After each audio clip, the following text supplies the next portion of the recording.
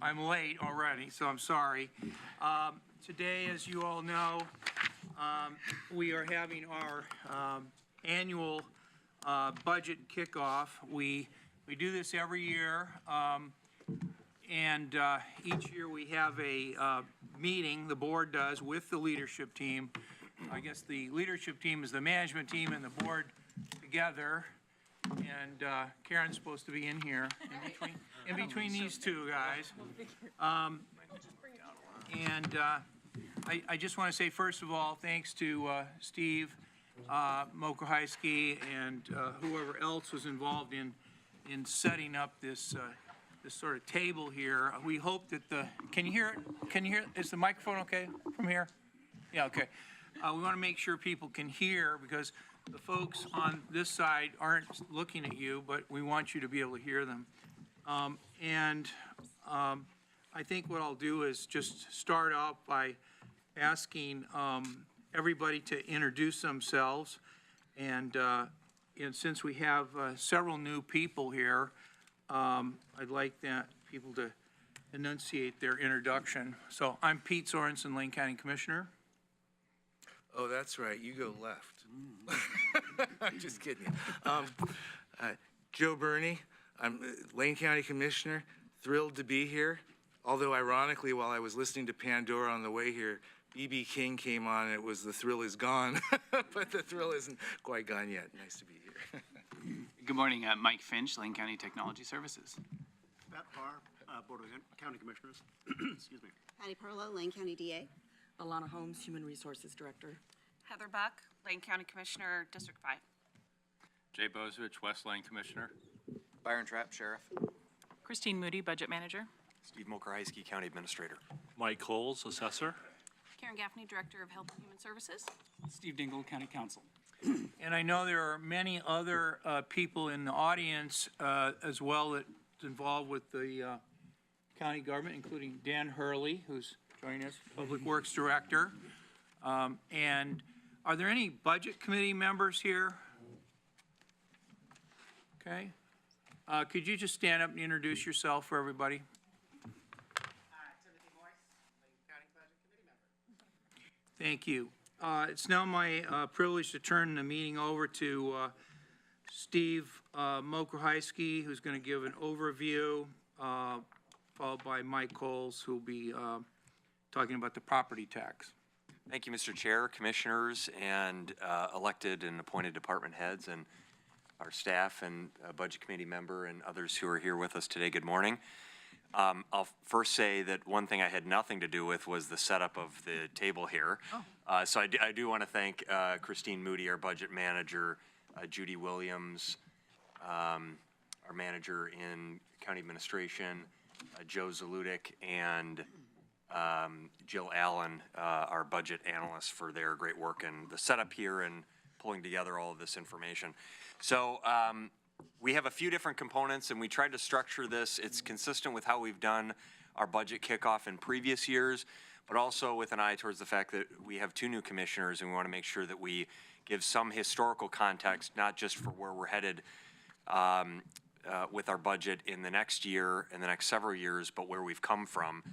So there will be some information with that in mind. And we wanted to just provide some context for everyone in terms of the process. This really, it's hard to say that there's a beginning and an end to our budget process, because it never really begins and it never really ends. It's a constant. One theme that you'll hear is that maintaining financial stability for any organization, and particularly here in Lane County, requires constant diligence. And so we are always focusing on matters of financial management and resilience. But there is a defined process that we have developed in following some regulations from the state of Oregon on the timing of our budget process. So we start here today officially with our budget kickoff overview and direction from the Board of Commissioners on some key matters related to the budget. We will then next week begin our budget kickoff with departments, and then departments there's a significant amount of work that that the board and the public doesn't see, which is the department staff doing work to input all of their requests in for the next year into their budget. So departments will begin to develop those requested budgets. And then departments have meetings with the county administrator and budget staff to discuss those department requests. And then we begin to understand what are the dynamics within each department and challenges and opportunities, requests for new funding, reductions in certain areas. We try to understand all of that. The county administrator and the budget team then will make any appropriate adjustments. And oftentimes there are, we'll talk in a minute about the strategic plan, and really that our strategic plan has been the roadmap, not just for how we spend our time, but where we invest our resources. So we use that as our guiding, our guiding roadmap for how we're developing the budget. The county administrator then in late April will make available publicly the proposed budget, and then we begin budget committee meetings in early May and throughout much of May. So the budget committee meets there through May and then approves the budget in mid to late May, and then in mid-June the Board of Commissioners ultimately adopts the budget. So that's kind of gives you an idea of the timeline that we have. A lot of public meetings, and particularly all of those budget committee meetings, in addition to this kickoff meeting, are public. I think everyone is familiar with this, but we always try to set the context for just what are the numbers, the raw numbers in Lane County. We have approximately 1,592 full-time equivalent employees in Lane County. That has grown over the last several years. So we are, we may have a chart in here that shows the growth in personnel. We saw a steep decline for many years, and now we've seen a steady growth. There still are areas, we'll talk about this, that are underfunded, under-resourced, understaffed. But I think it is a really positive sign that there are a number of areas that we've been able to expand services to the community. We're pushing $700 million, and that's a tough number. We can talk more about what it means. There's a lot of money that gets transferred, and this includes all of our reserves, all 32 funds, and we'll talk a little bit more about that. And 9 departments in Lane County that you see. The asterisks are the elected, the departments that are led by independently elected officials. So this may be somewhat difficult to read, and we can make this available for everyone. What we wanted to show was we oftentimes talk about the general fund. Lane County has 32 funds, 32 separate funds. The general fund, you'll see here, is, and I don't have my glasses on, so I need to look at this, not quite 15% of our total budget. So when you look at our $682 million, and this was for the current fiscal year, $682 million budget, the general fund represents not quite 15% of that. We talk about the general fund because it is our discretionary fund. It's where all of our property taxes go, and it really is the fund where the Board of Commissioners can spend most of that money, for the most part, where you see fit. Most of these other funds are restricted. We can call out our road fund. We have revenue that comes in from local taxes, state taxes, federal taxes into the road fund, and is dedicated in their rules for how that money can be spent and cannot be spent. I'm gonna put my glasses on because I can't see this. So I apologize for those of you that can't see it either. Our Health and Human Services Fund is the largest of those, not surprising, I imagine to many folks, at nearly 16%, and that has grown. Our Health and Human Services Fund has grown over the last several years with the expansion of the Affordable Care Act and Medicaid funding. We've been able to add, and that really is where we've seen much of the growth in personnel and revenue in our organization. You see the local, we have not marked all of these, so we just wanted to flag sort of these larger funds for you. The local option tax levy, this is our public safety levy. Our solid waste disposal fund, this is, we would call it an enterprise. An enterprise fund where we charge fees, and those fees that are collected have to be spent to deliver the service within that fund. They can't be spent in any other. So there's certain rules for enterprise funds or special funds as opposed to discretionary funds like the general fund. And then here you see our motor and equipment pool, 6.3%. we charge departments for the use of vehicles and the maintenance of vehicles, and all of that money is then managed through that fund. This is an area that we've spent a lot of time and continue to work. Michael Johns, our fleet manager, Dan Hurley, and our budget team have been working on aggressively analyzing all of those costs, making sure that we're doing the best we can. We have the least number of fleet that we need to deliver the highest quality of services to the community, and that we're managing those vehicles and equipment the best that we can. And finally, I want to call out our employee benefits fund. This is the third largest. You see the H&HS fund, the general fund, and our third largest fund is the employee benefits fund. So while, excuse me, all of the employee wages are budgeted within each fund, we account for all the cost of employee benefits, primarily PERS and health insurance in this employee benefits fund. It's approximately $86 million that we spend on employee benefits fund. And we've said for many years, this is a valued benefit by our employees. These are benefits. We know that with PERS, we try to manage that cost, but we have we're extremely limited in our ability to manage those expenses for many reasons. Health insurance is another area that we do have the ability to manage more aggressively those expenses. And our approach, we'll talk in a minute a little bit more about this, but our approach around our health insurance benefits is, we spend over $25 million per year on employee health insurance, and we want to maintain that benefit. We want our employees to have the highest quality health insurance available, but we also know every dollar that we can save without reducing a benefit to our employees is more money we can invest in all of these different areas. So that's why, as opposed to when we have budget shortfalls or priority shifts or a desire to invest in areas of critical need, we've talked about public safety, poverty, homelessness, housing, or critical needs in the community, there's not a lot of new revenue coming into our organization. And so managing the expenses that we have some level of control over is really critical in giving us the flexibility to invest those resources in the areas that are most valuable to the community. So we show this graph every year, and we've might look a little more red to some of you than in past years. This year we've highlighted our 5 county comparables. We talk a lot about the 5 counties that we use as comparables, particularly when we look at wages and benefits, Marion County, Jackson County, Deschutes County, Washington, and Clackamas. So we've circled those 5 counties, and then you see the arrow for Lane County. And what this column on the left represents is local revenue, total local revenue per capita of the 36 counties in Oregon.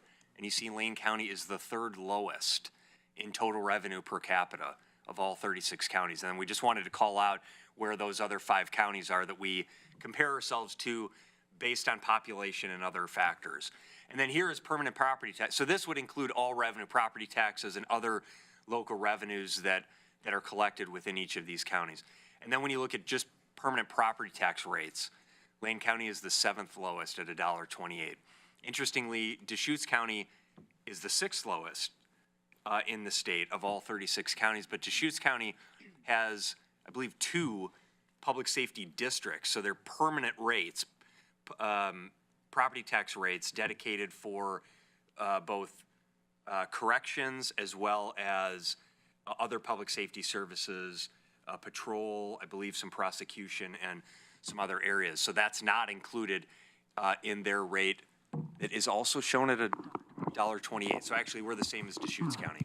Steve, given the tight timeline for everything, do you want the commissioners to hold their questions till the end of the whole thing? I'll leave that to the prerogative of the chair. If you, I'm a little worried that because I have so many questions myself, that we would get into a delay. So I'm suggesting that we just hold everything until the presentation's been completed. and if you'd like, we're going to have sections. So if you want to hold questions to the end of each section, we can do that too. If you have quick clarifying questions, please ask them. Just wanted to know on the right-hand chart, the Lane County number, $1.28.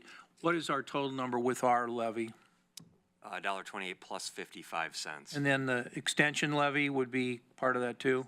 it's 1.5 cents for them. Okay. So we have two levies, extension and public safety, or are we calling that public safety, or what would you say? Yeah. So it goes to Sheriff's Office and Health and Human, or DYS, mostly Sheriff. But that number, of course, is the permanent property tax rate, not the property tax rate. Yes. Yeah. Yeah. Thanks. And you know, the final point I'd just make here is that this is the fundamental challenge that Lane County faces. Is you'll see the next chart that will show on federal funding. It really has been a perfect storm that we have the 7th lowest property tax rate of the 36 counties in the state because we didn't need a large property tax rate when we had $40 million of federal funding that was coming into our organization from timber harvest. Then that money went away, and property tax caps went into effect in the mid-90s, and so timber counties have not been able to adjust those rates. So we've been frozen at what I would argue is an artificially low property tax rate when you take away all of the timber funding.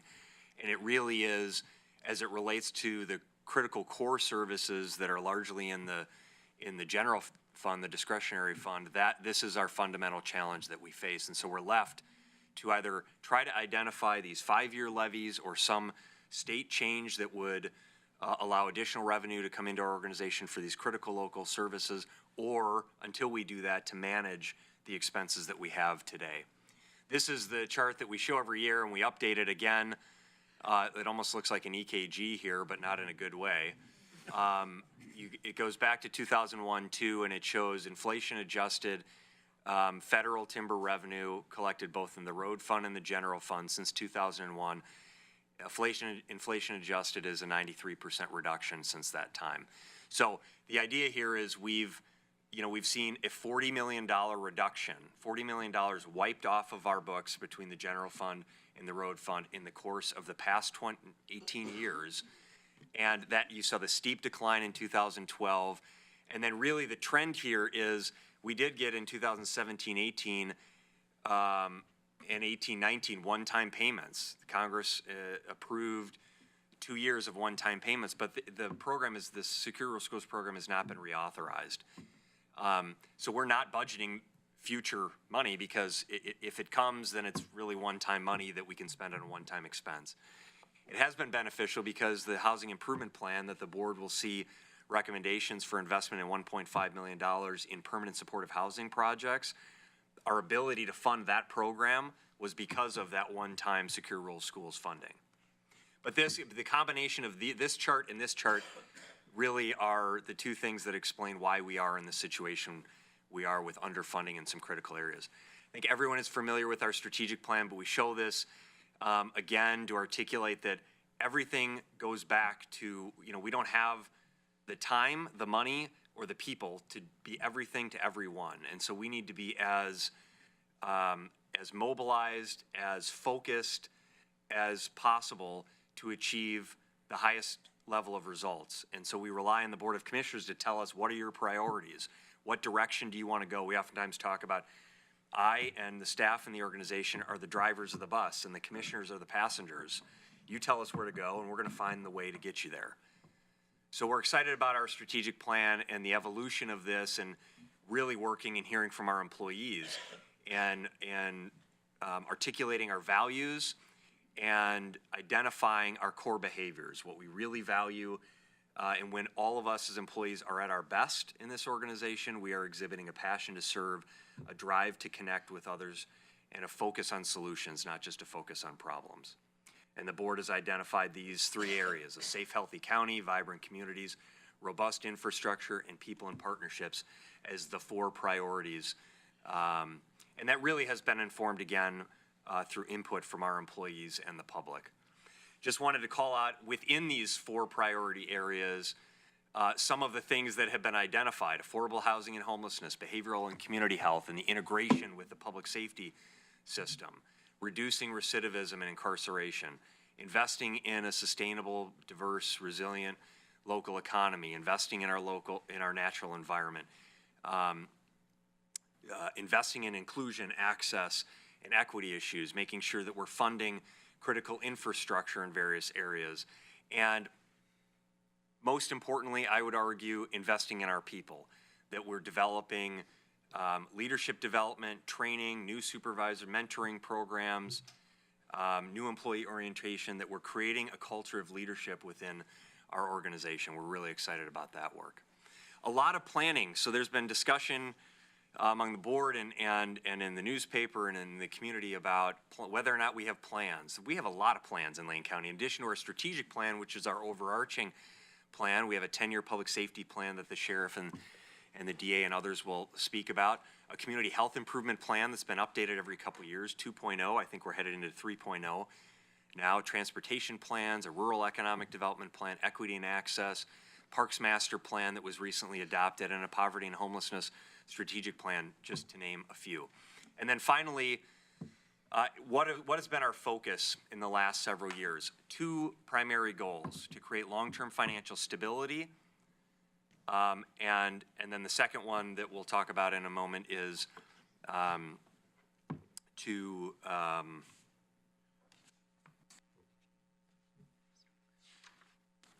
repair critical services. So first, on creating long-term financial stability, we've said, you know, we don't want to be in this annual cycle of just cutting, that we have multi-million-dollar shortfalls, imbalances in the general fund, and so we either burn through reserves or we reduce services or cut benefits in some way. That's not the situation any high-quality, thriving organization should be in.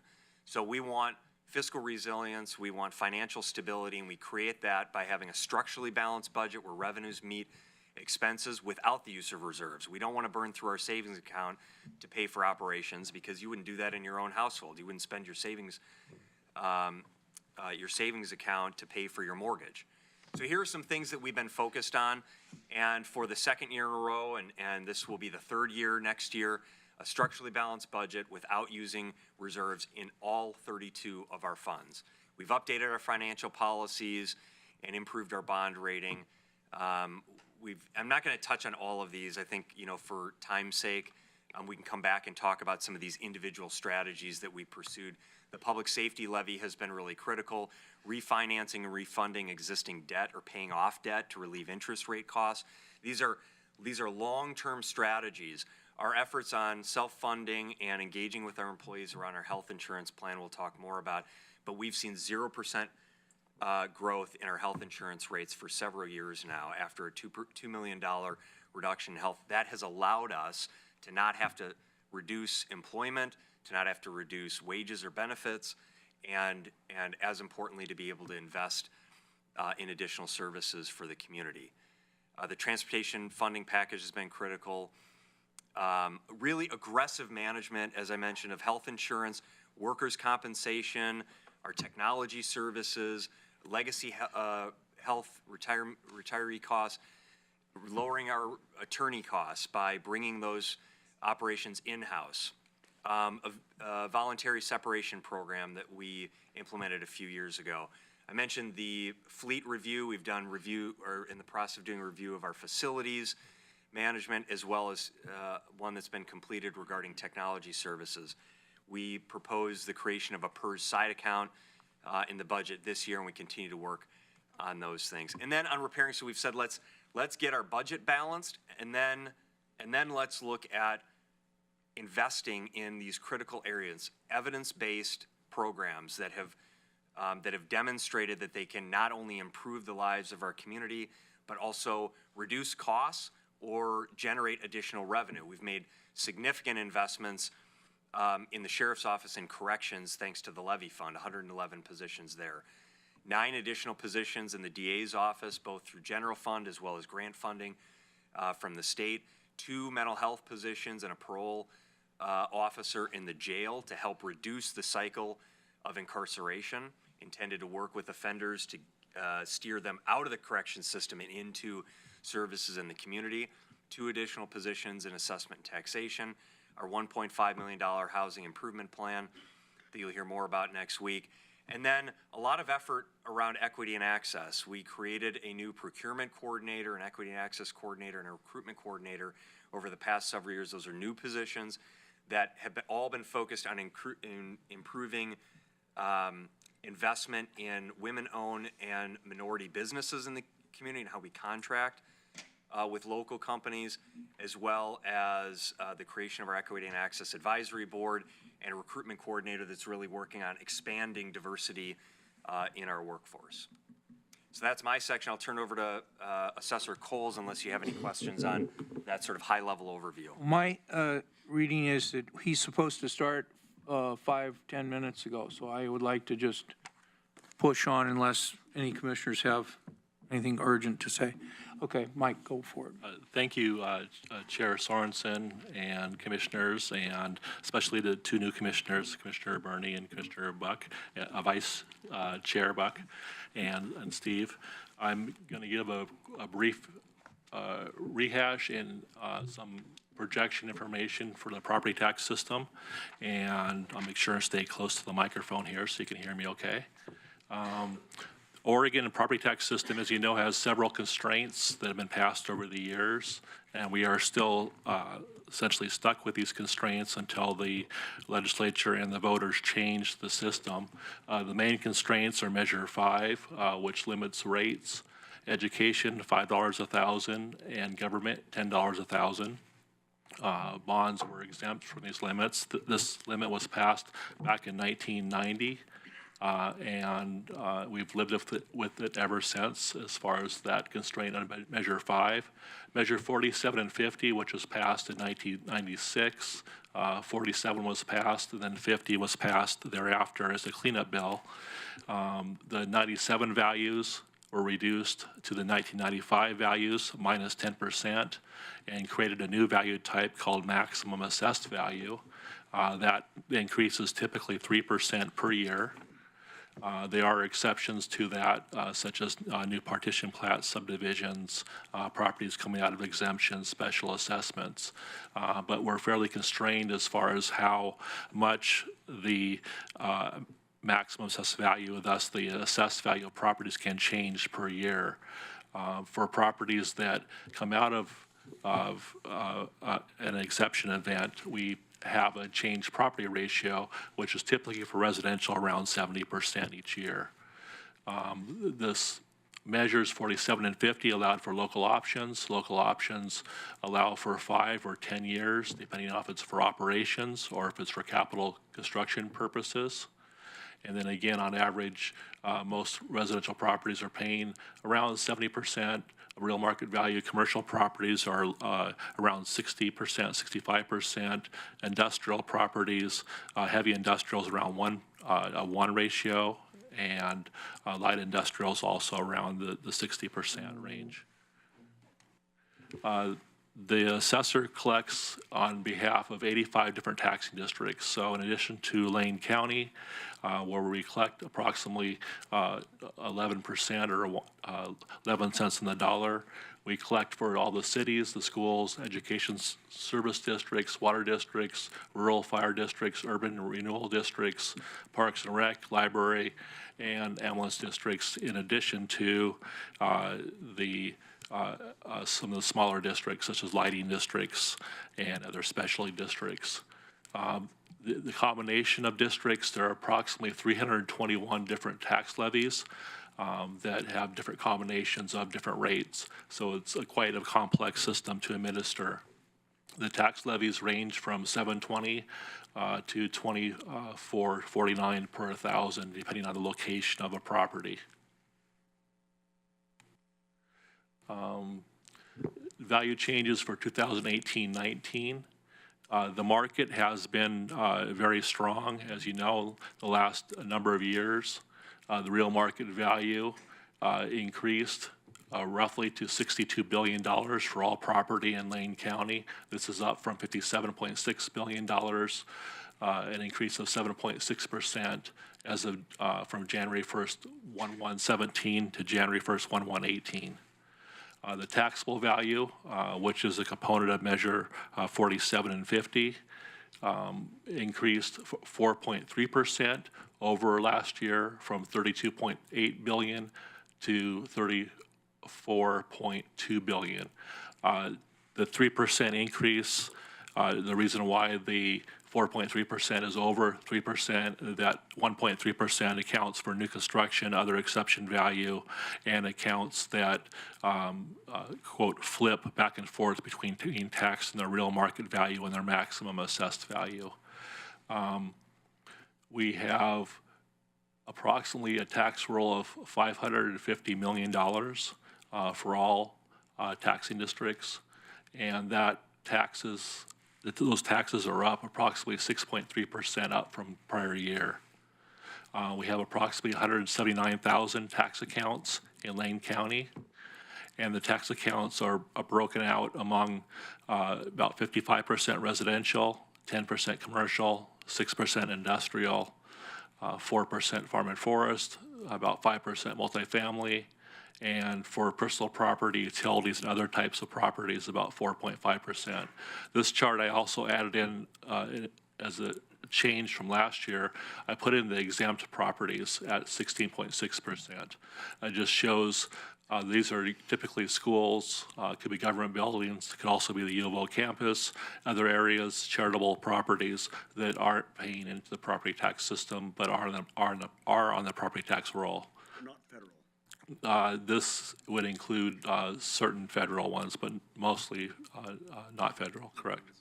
Yep. So this past year was fairly active as far as for bond levies and tax levies. I won't read through all the different levies that were approved, but there was, I believe, 8 new approved ones, 4 renewed, and several levies that expired this past year. And this is a pretty typical year as far as for removal and adding of new levies. So one of the most important pieces is what's going to happen over the next couple of years. That's a good question. No one really knows exactly. But looking at the charts of prior years, and I'll grab my little laser here if I can make it work okay. You can see this chart goes back to 2001. You can see the run-up in values from 2001, 2007, where you saw the peak of the values, 06, 07. And then you saw the downturn in values back to 2011, 12, where we saw the value of the values, and then the values then get going up again. 2017, 18 is right around right here. So we're above the level we were at the last peak of the market for most properties. As far as for predictions for our forecasts for future years, we're looking at moderate increases, hopefully stabilization and not decreases in value. Some of the pieces that are helping that out are inventory levels are still at all-time lows. Affordability levels are at highs. Interest rates are still very affordable, and local and national economy events obviously make a big difference as far as what happens in the local market. And so we're still watching what's happened at that point. That's all I have. So we can push questions either before or afterwards. Okay, thank you very much. And I'll, maybe on questions of taxes and the economy, we'll wait until Mr. Rooney comes up and gives us an overview. Welcome to come on up. And this is Brian Rooney. He is the state economist for our region. He's based here in Eugene, and his job encompasses monitoring the economy for all of Lane County. He comes in typically to our board meetings. Now we're hoping to have him, if he's willing to keep coming, we hope to have you come in at least quarterly to inform the Board of Commissioners, and today with our annual budget kickoff, inform lots of other people with your observations on the local economy. Okay, yeah, if the commissioners invite me, I'll do my best to come and talk to you. Okay. So for those who aren't familiar with me, I guess Pete gave a pretty good rundown of what I do and who I am. My name's Brian Rooney. I'm the regional labor economist, and I work for the employment department. I always start these things out saying that Lane County's economy is diverse. I think sometimes people just see it as the University of Oregon, but in this pie chart, we can see that government is only 17% of employment. That's pretty typical for a local economy. We have the private education and health services is almost all health services, and we have a larger percentage than the nation or the state of employment in health services. So we're a regional health service provider. Also, we have a more intense employment in manufacturing. It's about 7% nationwide. We're at 9%. So it's a diverse economy. It's not just a college town. When we look at employment trends, of course, we can see the Great Recession. We kind of bounced along bottom coming out of the Great Recession. In 2012, we kind of took off. And we can see that in 2015, 2016, we had very rapid employment growth. And just recently, it's been kind of slowing down.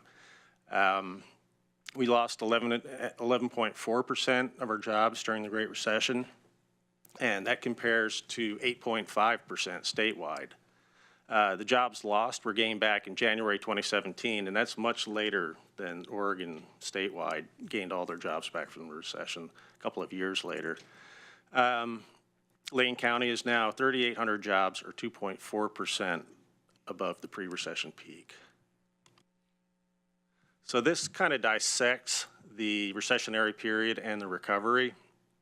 And, you know, the main thing to point out here is that manufacturing lost roughly 40% of the jobs during the Great Recession.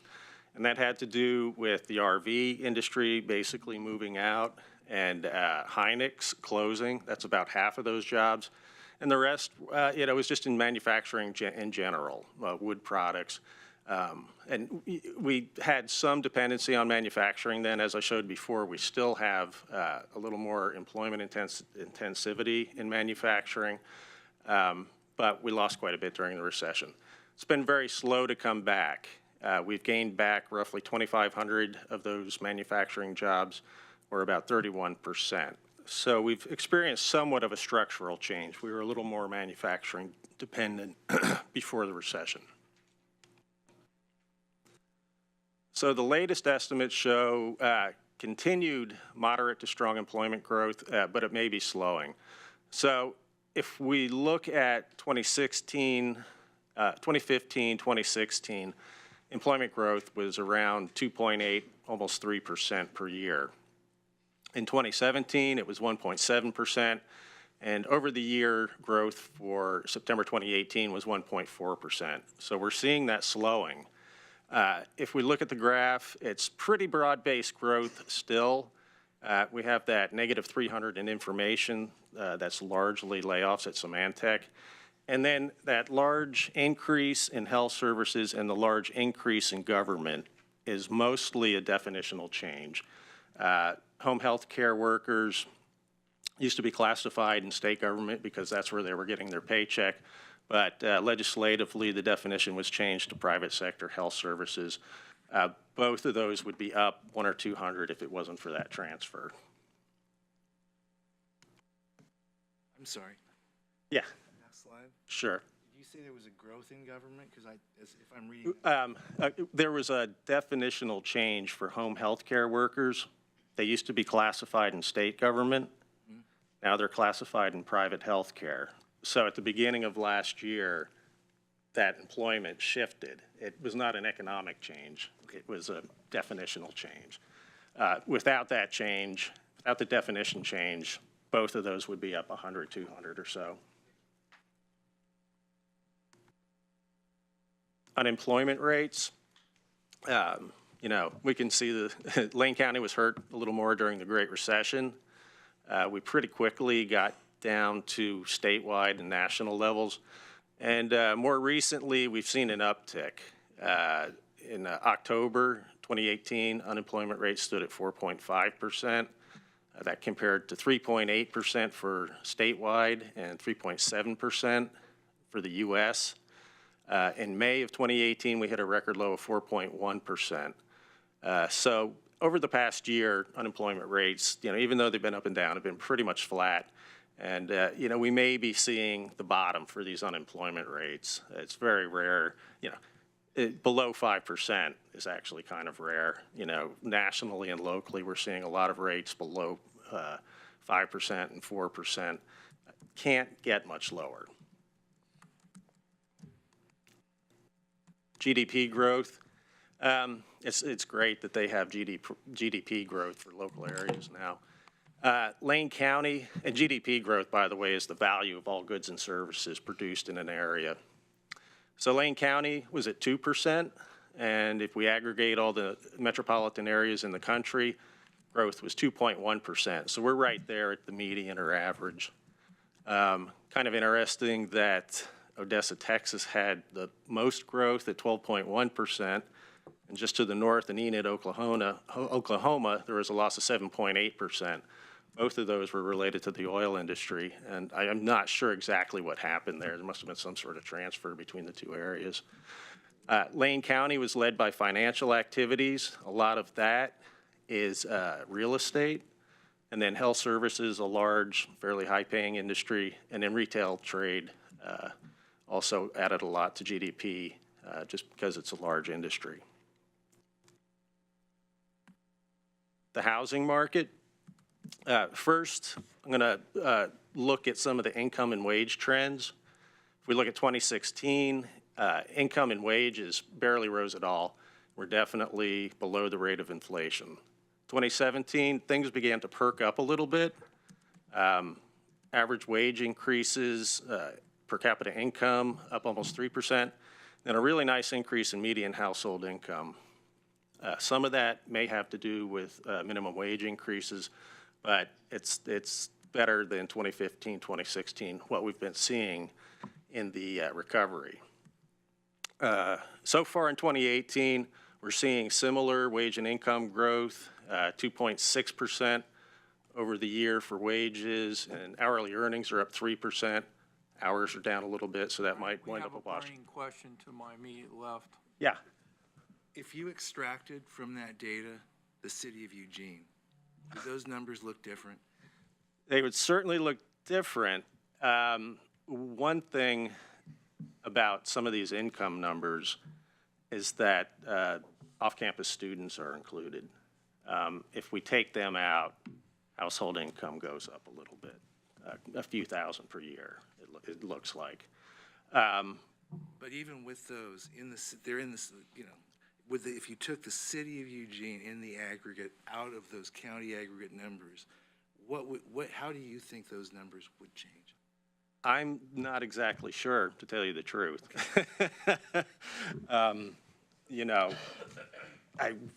It's hard to say, really. I mean, there's a lot of retail, there's some manufacturing. I would guess they wouldn't change a whole lot. I think that we're talking increases, changes in level.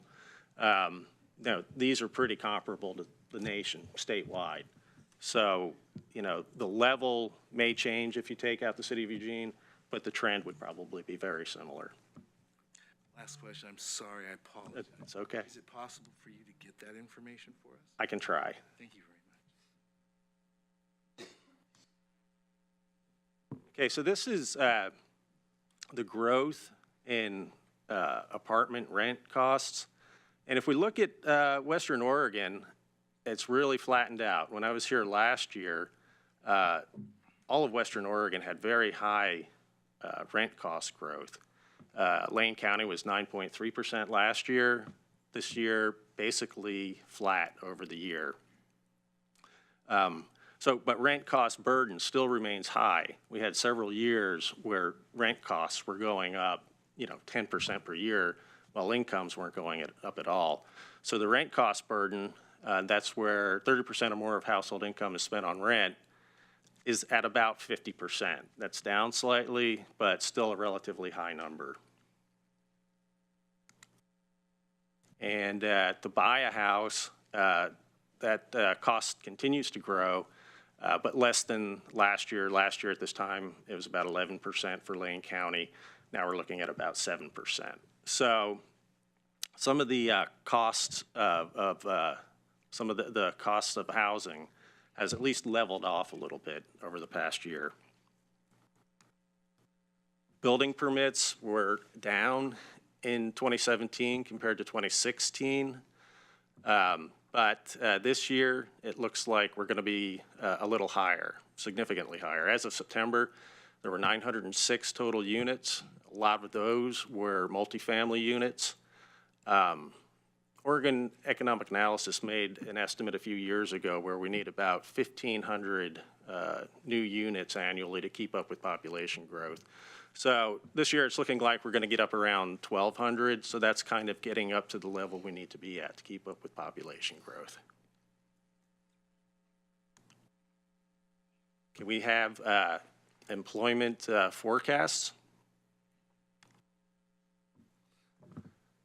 So all Lane County industries are expected to add jobs, but we've been banking down the forecast as we come out of the recession and go farther into the recovery.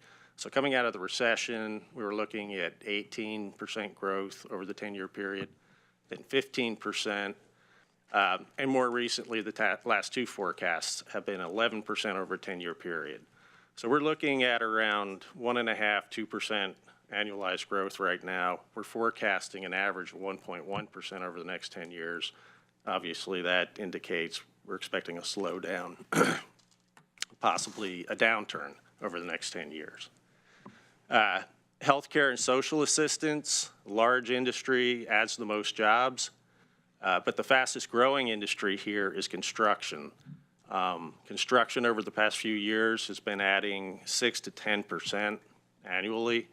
And a lot of the growth in this forecast is in the first 2 years, 17 and 18. As we came out with the forecast in 18, so we knew that there was a lot of growth early in the forecast in construction. And then a lot of the other growth are just in large industries that are expected a little above average growth. So when we look at some of the openings, job openings going forward, on this graph, the blue bars over here are the same numbers as the blue bars on the previous graph. So those are growth openings. The green bars are openings due to exits. So that's when somebody leaves the labor force. That's largely due to retirements. And then the yellow bars on the end are openings due to transfers. And that's when somebody leaves an occupation but stays in the labor force. A lot of that is switching occupations or advancement into a higher occupation. So the point is that there's a lot of opportunity for people who get the right education and training to fit the economy. So some of the published things that we know are going to happen. We have Sentinel-1 moved into downtown Eugene, expects to hire 50 cybersecurity firm. Northern Golden Foods moving into Junction City. Of course, the Knight Science Center is going in at the University of Oregon. And Arcimoto is ramping up production. And then also announced yesterday was Wayfair, the call center that's going in the old Symantec building in Springfield. So mostly positive things happening. I wanted to point out some of the public projects. Glenwood development, kind of a government private sector partnership. Hayward Field is being enlarged. So that's not only construction jobs, but it brings some of those large track and field events to Eugene.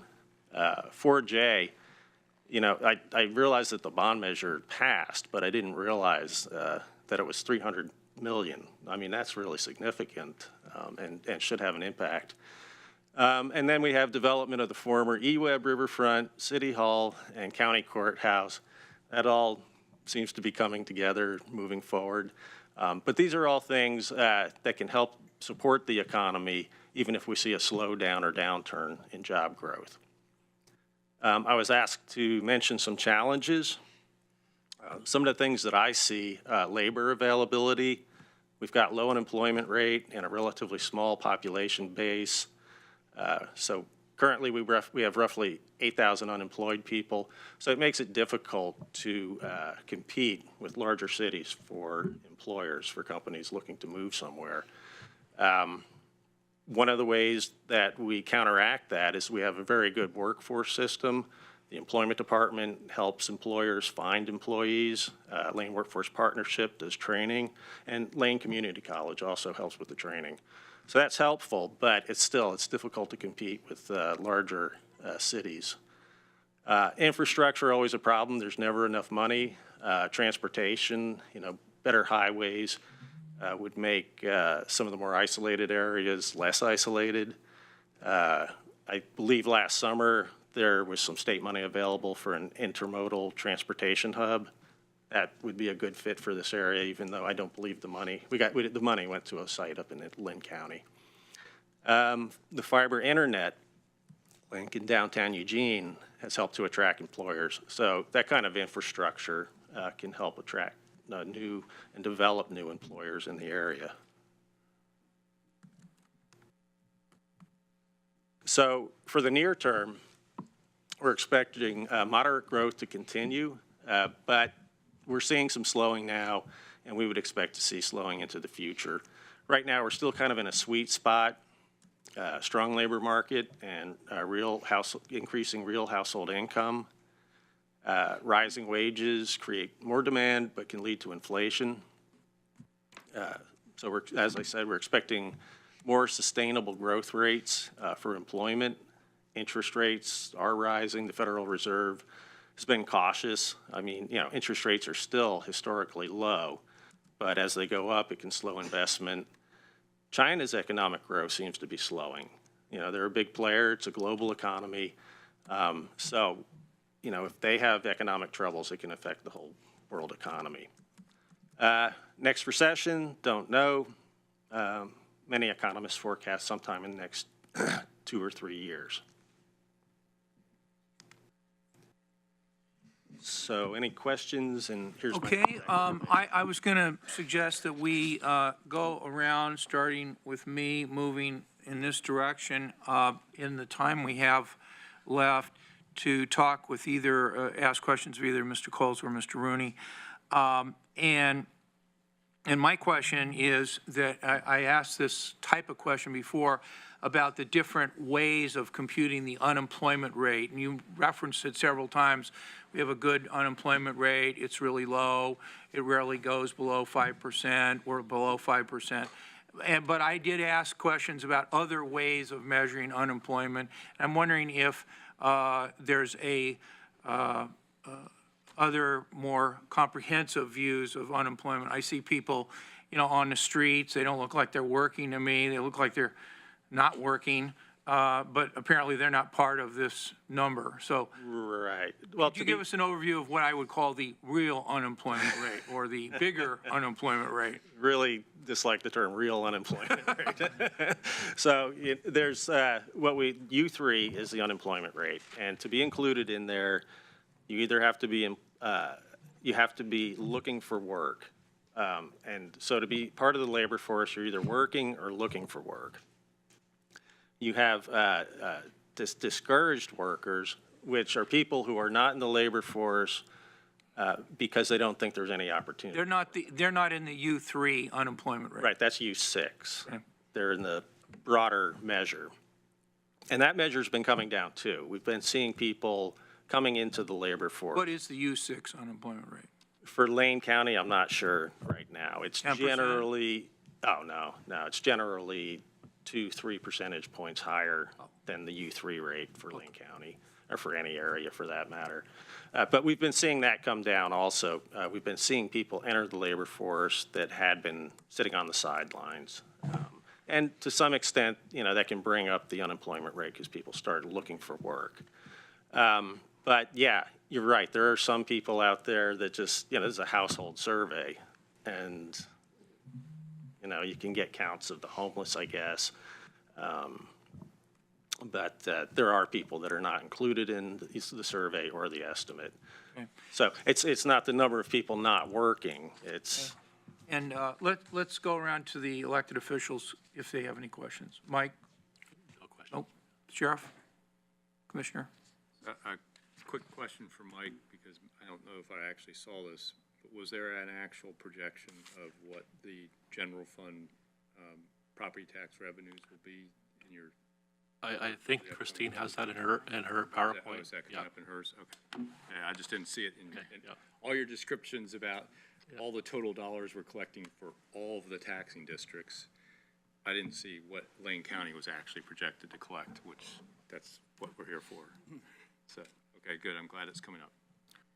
Mr. Rooney, locally, coming from the housing industry, I have still seen a lot of people getting rent increases. And your projection shows that it's fairly flat. I was just curious, who do you survey for those sources for you? Okay, for local? that's median rent from Zillow time series. I have you a know- love-hate relationship with Zillow. Yeah, they're getting better. But I use it because they have more detailed county data. And there is some wiggle room in the data there. $10 a month makes a percentage change. So what we're seeing in Western Oregon is a flattening out compared to previous years. The large changes from 10% per year to 1% per year are pretty solid considering the data. So we're seeing a lessening of the increase that we've been seeing in the past. Patty?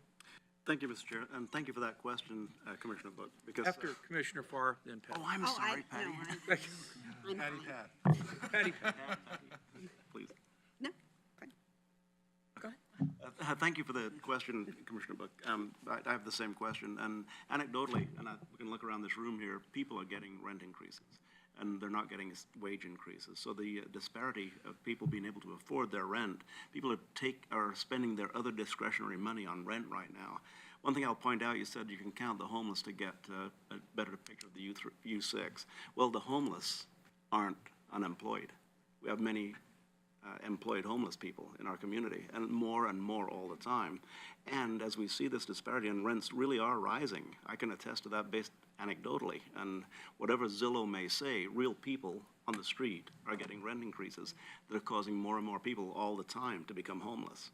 We see it on a regular basis. And so that being said, the numbers that we're looking at here are definitely accurate numbers, but they don't show the entire picture of what it's actually doing to people on the street, what the disparity between wage increases and rent increases are doing. And as with my years at Food for Lane County, the first thing that people do without is food. So they pay their rent, don't have food.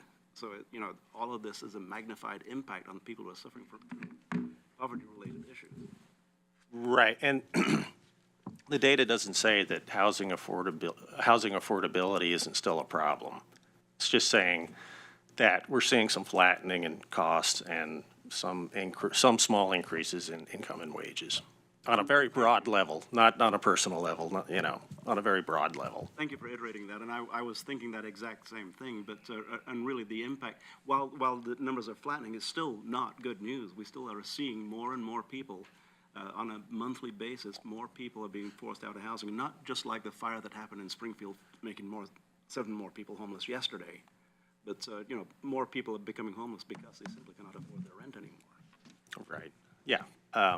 As I said, the data just shows that it's not getting worse as rapidly as it had been. Thank you. Pardon me, Pat. And Commissioner? Oh, a few things. One, are all of these PowerPoints available to us electronically?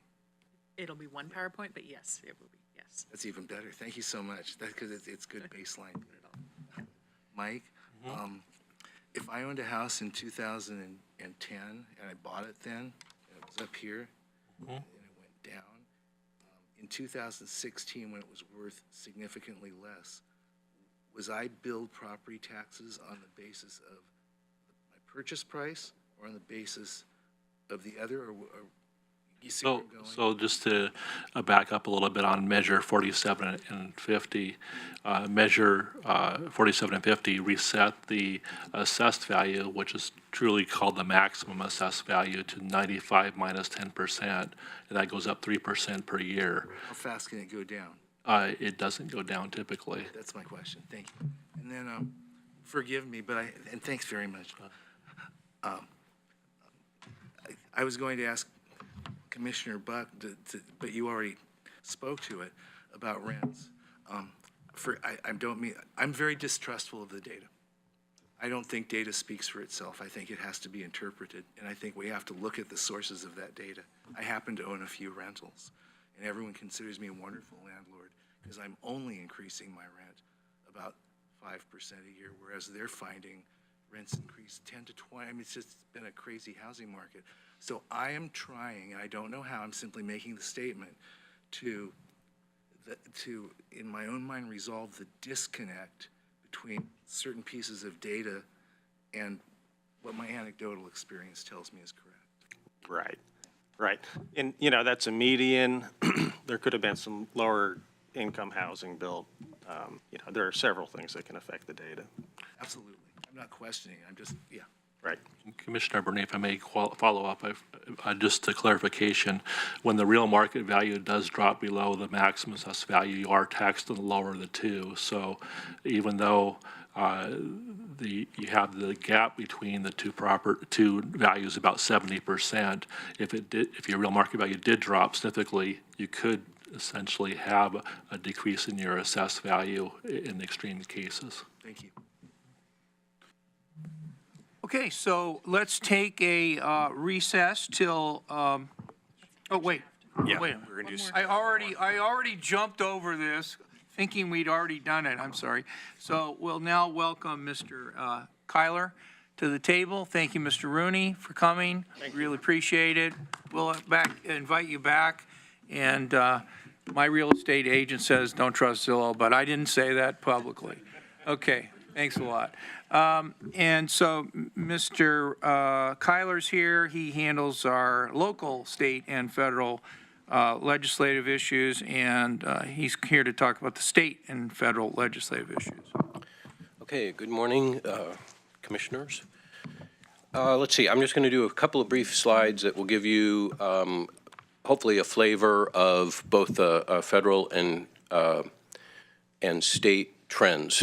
So first thing, to focus on the Oregon legislature, really the big news out of the last election was we've got Democratic majorities abounding in Salem.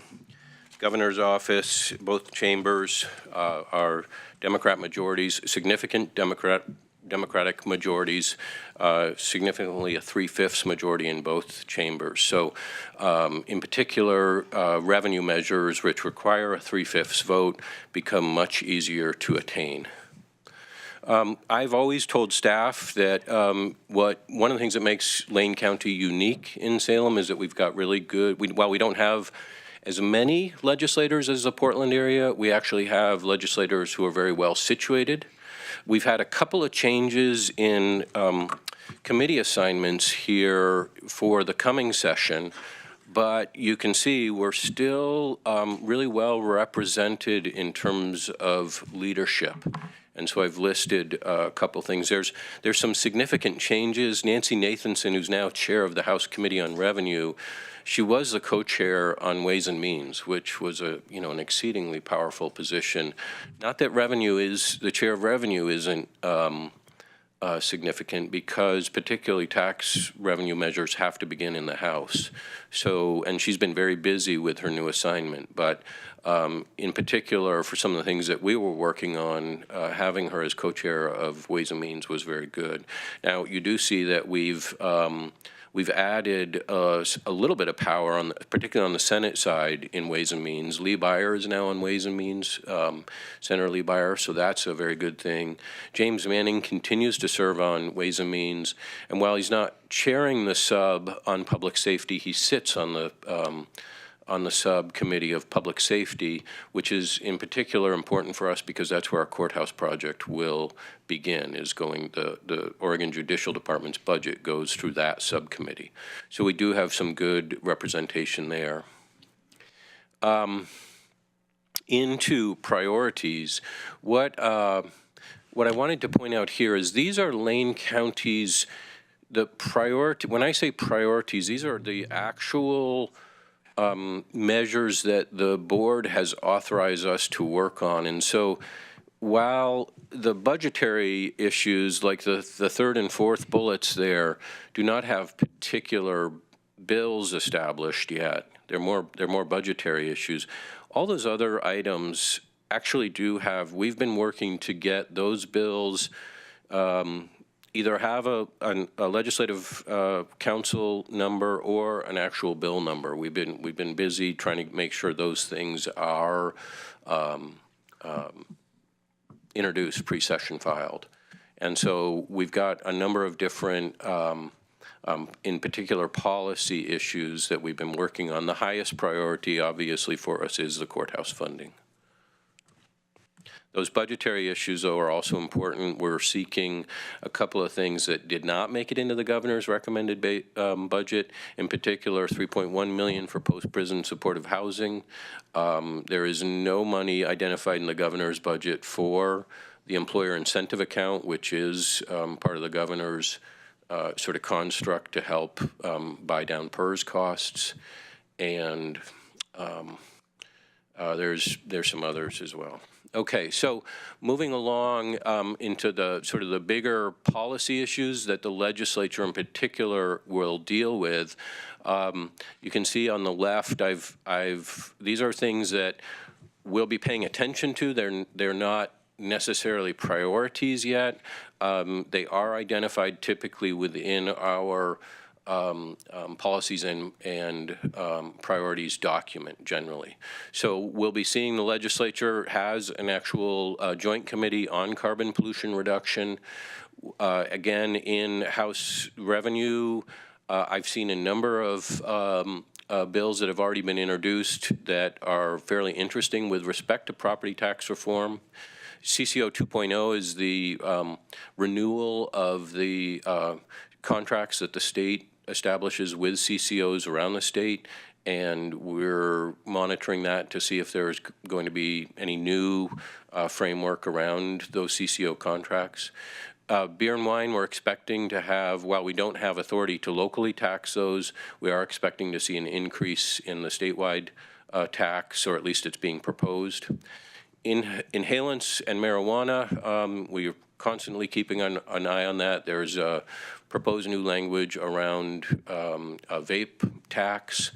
Marijuana, we're looking to see, we may get some additional authority to at least establish a fee for producers and growers, something we don't have now.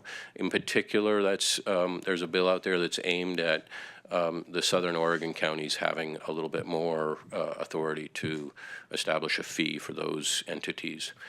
Watching to see what happens with the kicker, that's part of how the governor may manage to balance her budget, or the legislature may manage to balance their budget.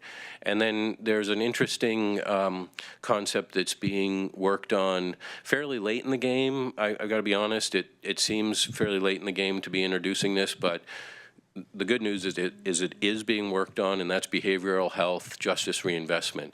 We do have a well-established public safety, criminal justice reinvestment system, and there's a number of folks who are looking to see if that model could be overlaid on the behavioral health system. Other big budget issues on the right, obviously PERS will dominate. A lot of discussion about housing in the legislature. We've got a very dynamic agency head for Oregon Housing and Community Services, and the governor's been very supportive of her work. Lot of, obviously, every session, the school lobby is out there. They are just turning over every rock for every dollar they can get. Community corrections and justice reinvestment is something that Lane County in particular pays attention to a lot, and we've been we've worked effectively to make sure that both those budgets for community corrections and justice reinvestment are robust and live up to the promises made. We are seeing for community corrections a 4% decrease in the governor's recommended budget, and so we're going to have to work pretty hard again this session. We've got a fairly well-established advocacy group in Salem that will gear up and really start to focus on making sure the community corrections budget is not 4% cut. And then this larger discussion about new revenue, I think will, the Republicans really don't have much power, obviously, this session, but they are the ones who have really been saying, look, no new revenue without some sort of cost containment. And so that dynamic will be interesting to watch how it plays out in Salem. And then finally, I've just got one slide here on the 116th U.S. Congress. Obviously, we've seen a shift to now Democratic majorities in the House. There's some discussion about whether earmarks will return.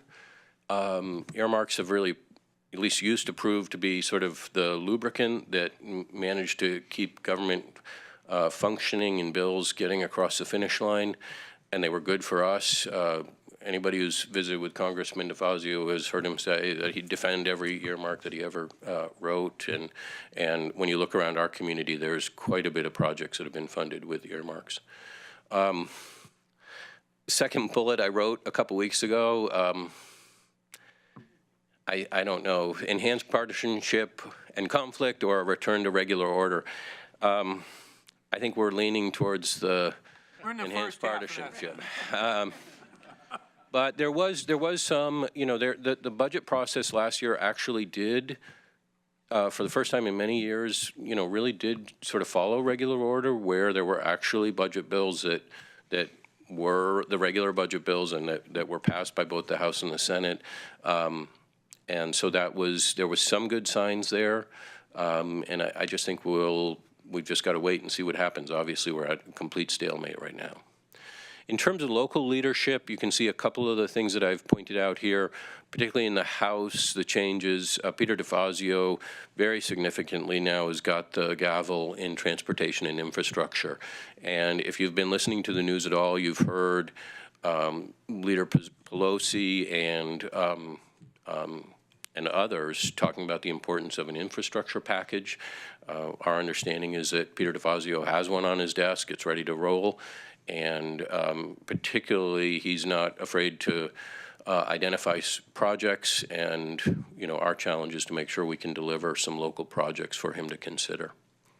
We've seen a change in the Commerce Committee. So Greg Walden was the chair of that committee, and we actually saw a couple of interesting bills come out of that committee that were pretty significant for us when he had the gavel there. But he's no longer there, and he's a ranking member now.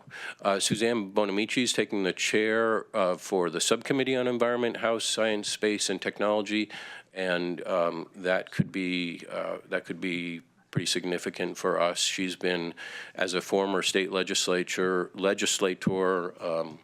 she's a very smart woman and has worked on our behalf in the past. And then on the Senate side, Jeff Merkley continues to be an appropriator. And so what limited ability there has been to direct funding in the past, he's actually had some of the most power to do it. And we've seen some good money come from him, particularly for issues related to advanced manufacturing for wood products. Ron Wyden continues as the ranking member in Senate Finance, and still wields a fair amount of power in that role.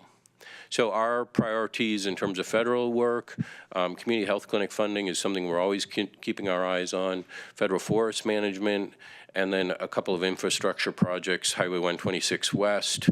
We're continue to try to figure out how to implement some state work that's been done on that highway to identify a preferred alternative for improvements. Goshen wastewater is something that the Board of Commissioners has been working on for a number of years and could be a good infrastructure project for Congressman DeFazio to take a look at. And then a sort of a recent project is looking at how can we work with the GSA for downtown, solving some of our downtown parking issues. They've particularly got that surface lot between the old federal courthouse and Good Times Bar and Grill, and we've had some good discussions with them thus far on being able to access some of the surface parking, if not work towards some kind of joint project conceivably in the future. And then finally, what we're hearing is that Oregon continues to grow. We could see a 6th congressional district established, and there's been a number of interesting scenarios that I've heard about. Well, if that were to be the case, how would the deck chairs be rearranged locally in terms of state government and leadership that might want to move over to federal, and what sort of openings then that would make from the governor's office to Secretary of State and within the legislature itself. So sort of interesting to think about how that might, like I said, rearrange leadership in Oregon. So that's all I've got. Okay, and do you, just maybe by a show of hands at the table, do you want to have some questions now and then have a break? Have a break now? I'll just call it this way. Questions now. Break now. Okay, very good. So we'll have a break, and let's just go till 9:45 with Sheriff Trapp and Mr. Chair. and our district attorney. If you wanted to Yeah. enhance the time you have for questions, maybe just take a 5 or 10 minute break if that's enough for. Oh, you mean, well, we are taking a 11-minute break till 9:45. Yeah, okay. So 9:45 we'll start out, and one other thing before we break, just board members, after we recess our meeting, I'd like to have another brief break, but then I'd like to reconvene for anything else that we have to do today. Okay? The city of Eugene actually has this. Well, no, we're upstairs. We're upstairs in the Board of Commissioners. Making sure room. we're clearing out of here at 10:45. Yeah, right, exactly. Okay. Thank you so much. We're in our recess till 9:45.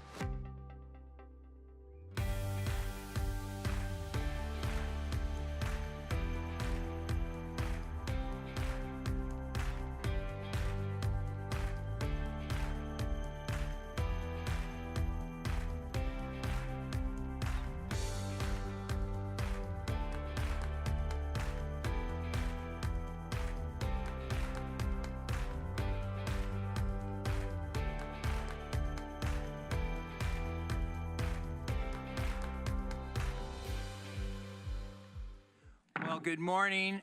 We are back from our brief break, and I know that our district attorney has a very important meeting she got to get to fairly soon. So if she leaves, it's not because it's a commentary on what we're talking about at the moment that she leaves. And without further ado, I'm going to call on Sheriff Trapp and District Attorney Patty Perlow, Donovan Dumeyer, and I'm going to hurt your name. Nathleen Frenner, thank you very much, who will be talking to us about the public safety update. Thank you, Commissioner Sorensen. So real briefly, wanted to touch on this slide, which is sort of an overview of our public safety system and the opportunities or the lack thereof we have in the Lane County system. And so typically a person is introduced to the criminal justice system through contact with law enforcement with some kind of behavior that then breaches existing statute, and law enforcement makes an arrest. Usually that follows with a lodging in the jail, a referral to the district attorney's office for prosecution. Sometimes in the municipalities, those go to municipal court. And then following prosecution, if there is a successful prosecution, that often turns into supervision of the offender until they've completed the terms of the court. And so you can see on this chart, anywhere along the way, there are a number of points where somebody can essentially jump out of the criminal justice system to other options and opportunities. And so that's where we struggle in Lane County, is that across the country you can see, and even in Oregon, there are some very robust jail diversion programs, and we as a body of public safety and mental health, behavioral health staff have been meeting for a long time trying to find solutions to some of those diversion programs, both diverting people from entering the jail and then diverting people from prosecution through community-based services and other mental health services. So that continues to be a big challenge. We have 65% of our jail population today is diagnosed mentally ill, and that rises steadily. It was 64 years ago when I became sheriff. It was 30% in 2005. And so we're not that far out of national trends. That's how the national trends are as well. You talk to any other sheriff in Oregon and their numbers are similar. And so over the last decade or so, we've had substantial impacts to the public safety system. And I don't think there's a part of Lane County's public safety system that wasn't impacted substantially through Lane County's budget reductions over the years. And so we had gotten to a pretty low point with our public safety services. And so public safety personnel around through county government, and to include behavioral health and youth service, came up with an idea of creating a 10-year public safety plan to try to focus our efforts moving forward with 3 phases or goals in mind, which were phase 1 was to try to find a way to keep what we had at the time to stop the continuing cuts. I know all of our offices had significant reductions. The sheriff's office reduced by about 1/3 our personnel and what we provide as service, so our service delivery was significantly impaired. We almost closed the jail. We were only using about 26% of jail capacity. And there were significant lack of felony prosecutions in the district attorney's office. Youth services was shipping children, kids or youth out of county housing and treatment, which removed them from the community-based resources that helped them grow and work through their issues. So nothing was working as it should, and so we presented a plan. I think it was adopted by the board in 2014, and it really hasn't had a substantial update for some years. And so currently we have referred the plan to the Public Safety Coordinating Council for an update. We're in the middle of that as a Public Safety Coordinating Council. In fact, I think Friday we have another work group work session. Yeah, and so we will, I believe, soon, either this month or maybe as late as February, present an updated 10-year public safety plan with the next phases of where we're trying to go. And so phase 2 of the plan is to restore capacity to address felonies. I think we were successful at phase 1, and we've been fairly successful moving most of public safety into phase 2. And I think we might be touching phase 3 in a couple of areas, but we have some significant gaps. And so this is addressing where we are as a public safety system, as what has been improved. And so it's not all a bad story. We've made some major improvements over the years. We have the public safety levy is a tremendous success story. We've renewed it just this last year at a significant margin, very strongly supported by the community. We've increased our jail capacity by 293%. We're now using 81% of available jail space, but we still have nearly 100 jail beds unused, and our patrol service is significantly under-resourced, and we've, however, been able to maintain 24-hour coverage since March of 2016. The 5 years previous to that, we were less than on duty 24 hours. So increases in mental health treatment in the jail, and that kind of rounds out the improvements of the sheriff's office. And then I don't know where we have the other partners here to speak to their programs. I think Patty, I know, is here. Yes. So, going back to the first slide, it isn't exactly accurate, the circle related to the DA's. Can you pull your microphone a little closer for you? Thanks. All right. So, in 2012, we lost a third of our staff. And so now, that slide is a little bit old. We are actually up to 25 prosecutors in the criminal division in the DA's office due to restructuring, and 5 of the attorneys in the office are either fully or partially grant funded through Justice Reinvestment money and other grants. So, oh, there you go. So back in those days when we didn't have jail capacity, we didn't have any lawyers, we weren't filing about 1,500 cases a year. Going forward to the third slide that says where our no files are down from 1,500 to 68, those are the no files due to resources. I don't want you to think we file every case that comes through the door. We only file the cases that the evidence is admissible and the investigations are complete. So we had in 2017, 7,000 referrals from law enforcement, and we filed about 5,500 of those. And our family law division is all federally grant funded at 50%. And the DUI investigator is a terrific addition. He has already made a huge impact. You probably are aware that Lane County has a very high traffic fatality rate, a very high DUI rate, and adding an ODOT-funded investigator he's gone out and arrested people who haven't appeared on their cases. He's helped the DAs that prosecute those cases put their cases together, and it's been a terrific addition to the office. So, and finally, on the phases, if the sheriff's office were at phase 2, the DA's office would no longer remain at phase 2.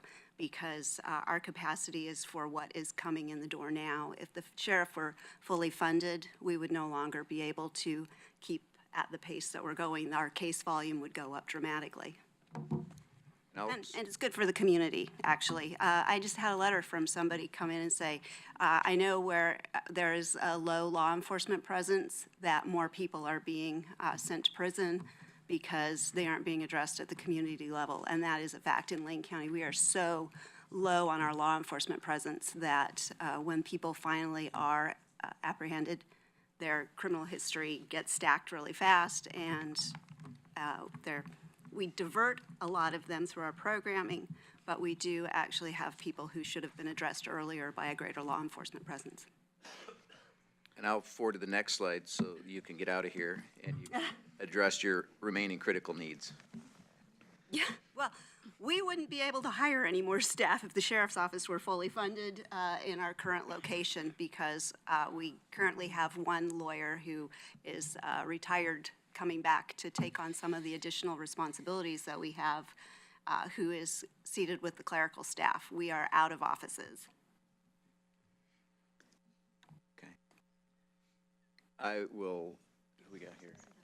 Okay. Kathleen. Alrighty, so for youth services, when we passed the local option, we were able to double our treatment beds, those behavioral treatment beds, and our detention beds from 8 to 16 for each of those. And also with our treatment beds to be able to provide services to female youth as well. And then be able to also keep our 24-hour intake services so that law enforcement can come and bring youth to us at any time versus just during certain hours.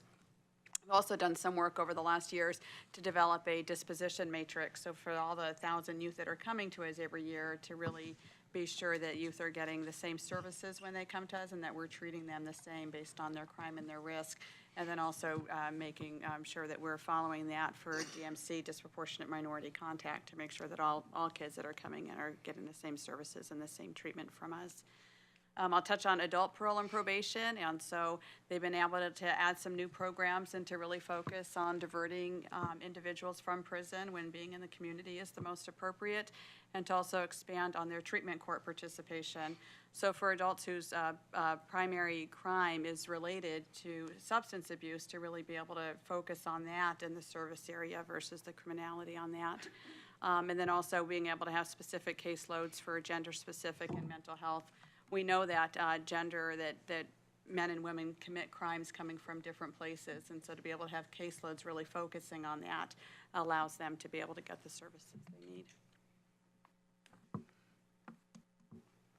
And then the last slide we have is addressing our critical remaining needs. And one of the core focuses of the 10-year public safety plan is to, and what the DA spoke to, is to bring the system forward as a stable, interacting, functioning system, so that we all recognize that we can't put all of our resources in one component and have that one component very, very strong when we have the remaining components of the system very weak.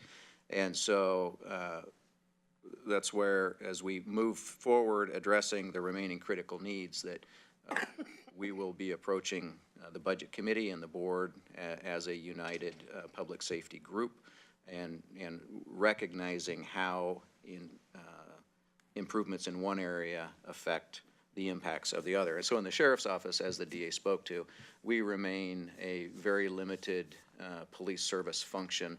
Our traffic enforcement in Lane County from the Sheriff's Office has been reduced by 88% since 2009. And we have seen a significant increase in highway fatalities and significant injury crashes throughout the county since then.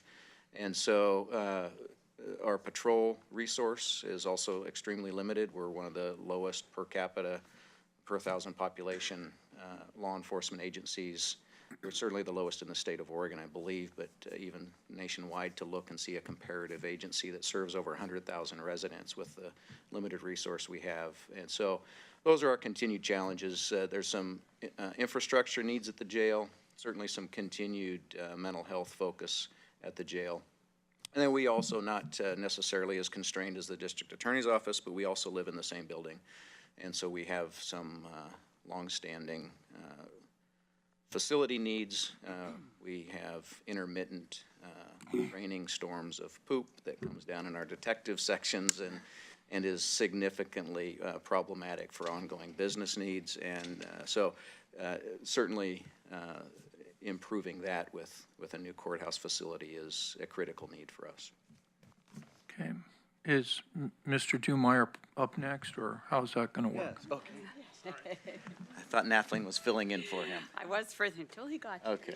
Yes. So on youth services, I will add in there that we really want to remaining critical need is to continue building on our diversion programming and to really make sure that we have appropriate diversion opportunities for youth throughout the county, not just here in Eugene or Springfield.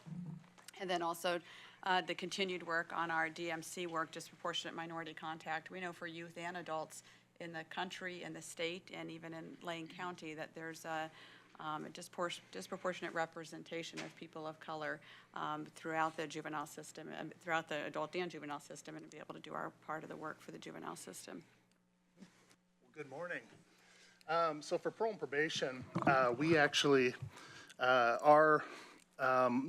have kind of an interesting and unique situation as far as our risk. In Lane County, we carry one of the highest risk and very high-risk classifications in the state of Oregon, next to Multnomah County. And further, parole and probation, we've outgrown our current space. And it currently doesn't meet our operational needs. And with space, with our officers being as taking on caseloads, we've hired more officers, and as a result of that, we have outgrown our space, simply put. That is it if there's questions. Okay, good. And just a little time check. We're supposed to start in 3 minutes with our housing and homeless update. So how do you guys mean, the commissioners, do you want to have questions later? Do you want to go over our time? Or what do you want to do? I've got a quick, I think, brief. Okay, we'll go to just a couple of brief questions, maybe one from each commissioner. I'll start. In the parole probation division, is that also expected to move to the courthouse, or you just need additional space in another location? We're actually in need of an additional space as far as our main operations. We are slated to have a small space in the new courthouse. Currently, we house our treatment court.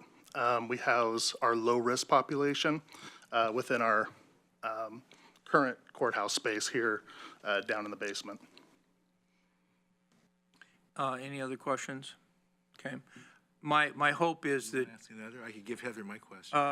my hope is that we would have an opportunity to ask questions about all this stuff, but because not everybody can stay here, and also at 10:45, we have to either move upstairs or we have to leave. So we're sharing this space with the city of Eugene, so why don't you go ahead and ask your question? I have no question. I just wanted to say that, I mean, how do you have a question with the kind of grim scenario that you described? So we'll try and get that courthouse. We'll see what happens. And I would just say this, Commissioner, that there will be plenty of time for more specific questions per program as we do our program presentations to the Budget Committee. Thank you. As we always have, and so we can go into much more detail and depth. This is really, I get a very fast top overview. high-level view, so. Okay. Thank you. Any other questions? Commissioner Farr, Commissioner Bozovich? Okay.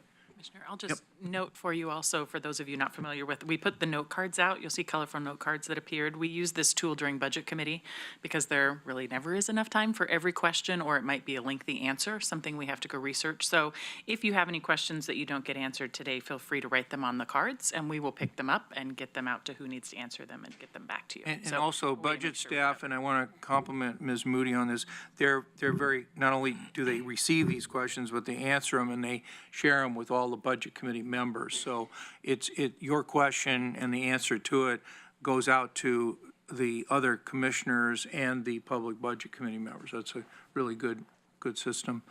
Okay, well, I think we're going to let our public safety folks get back to the immense job of trying to provide public safety. Thank you so much. And we'll bring up Steve Manella. He's going to be talking with us about housing and homelessness. And this is scheduled for a 15-minute update. So welcome, Steve. Good morning. I'm Steve Manella. Going to give you a broad overview of housing and homelessness. The commissioners have a joint session on January 22nd with the City of Eugene to go over a report by a consultant that will go into more detail. So I'm going to really brush over the whole topic, but hopefully I'll cover most of the important information. Lane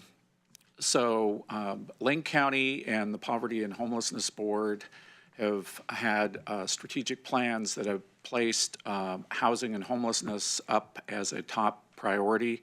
The Lane County strategic plan looks at increasing housing options for homelessness and supportive housing, short-term transitional housing, and then permanent supportive housing.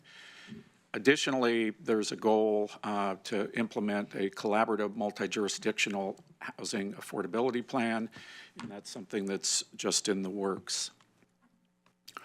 So I think in following up with the public safety presentation, I wanted to bring out that there's a correlation between what the county does in behavioral health, public safety, and our housing and homelessness issues. Many of the folks that are chronically homeless that we end up serving with our nonprofit partners end up having high rates of morbidity, mortality. We have high rates of mental health and substance misuse and physical health problems, criminal justice involvement, criminal victimization, and then extensive use of our health, social, and police and justice services. So a few years ago, we brought in the Corporation for Supportive Housing that had worked on putting in place, helping communities put in place frequent user service engagement programs to look at getting some better outcomes, reducing some of the inefficiencies through collaborating with our partners in the healthcare and criminal justice systems, and increasing cost savings. I think there was in the presentation at the State of the County, I think Jacob Fox presented some information on how providing permanent supportive housing actually creates cost offsets and reduces the annual cost to the public of for many of the individuals that we end up serving through the FUSE program. These are the partners that are involved in our FUSE project. So you see that there is more than enough work for all of us to do, and the only way that we accomplish our work is through partnership. And these are the many agencies, both public and private, that are involved. So the way the FUSE project works is that annually and now quarterly, we look at the top 100 frequent users of public systems. And this gives you an idea of the criteria that makes someone a FUSE participant in our FUSE program. So, 73% are high health care utilizers, 52% have frequent jail stays, 78% have been banned from emergency shelter programs. We have folks with frequent court citations, and then people who are banned from our public transportation system.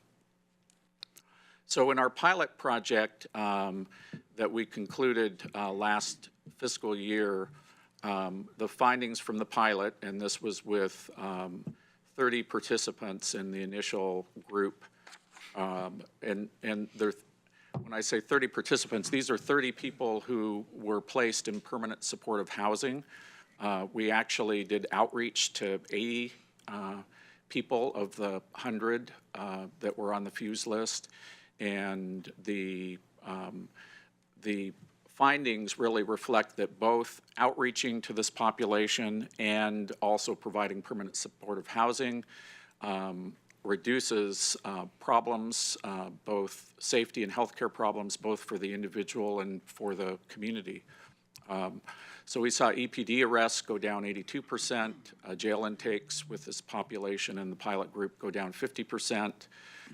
Eugene Municipal Court citations go down 75%, and then overall healthcare costs that were from Trillium for Medicaid costs went down 53%. One of the things I'll mention is even though the cost went down, the involvement in behavioral health care and the behavioral health care costs went up a little bit, but all the other emergency room and other physical health care costs went down. And then the emergency department utilization in the first year went down by 26%.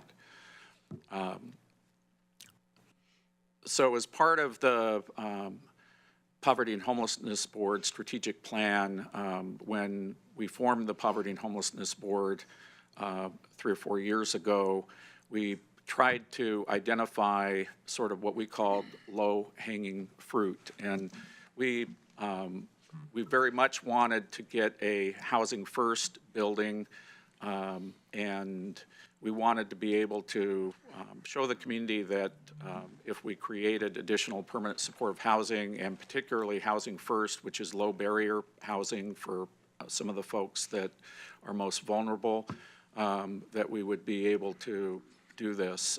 So this is a unique project. We're looking at the partnership with Homes for Good, where we're constructing 51 units of permanent supportive housing that are adjacent to our behavioral health care facility. And the benefit in that is that it's unique in that folks who are housed here are going to be able to benefit from integrated physical and behavioral health services and also more intensive case management services. So what research tells us is that Housing First significantly reduces homelessness and increases residential stability. It increases the quality of life for the participants. It reduces the psychiatric symptoms that people have. And as I mentioned before, it creates cost offsets. So in December, Technical Assistance Collaborative, which is a consulting firm out of Boston, delivered their report with their final recommendations to the local elected officials and to the local governments for both emergency shelter and our homeless service system. And in a nutshell, some of the recommendations that are included in that report that are going to be discussed later this month are expanding the amount of permanent supportive housing by 350 units. Our Poverty and Homelessness Board had previously identified that we needed around 600 units. So TAC is sort of zeroing in on what we need to do to tackle our immediate situation. Additionally, they're calling for developing a 75-bed public shelter for single adults. That's within the context of what's called now a navigation center. And then working with existing emergency shelter providers to increase utilization of beds. The other piece of this report is really focused on system-wide improvements, increasing the coordination and expanding the number of folks that are doing outreach work to homeless populations, including youth, families, and singles.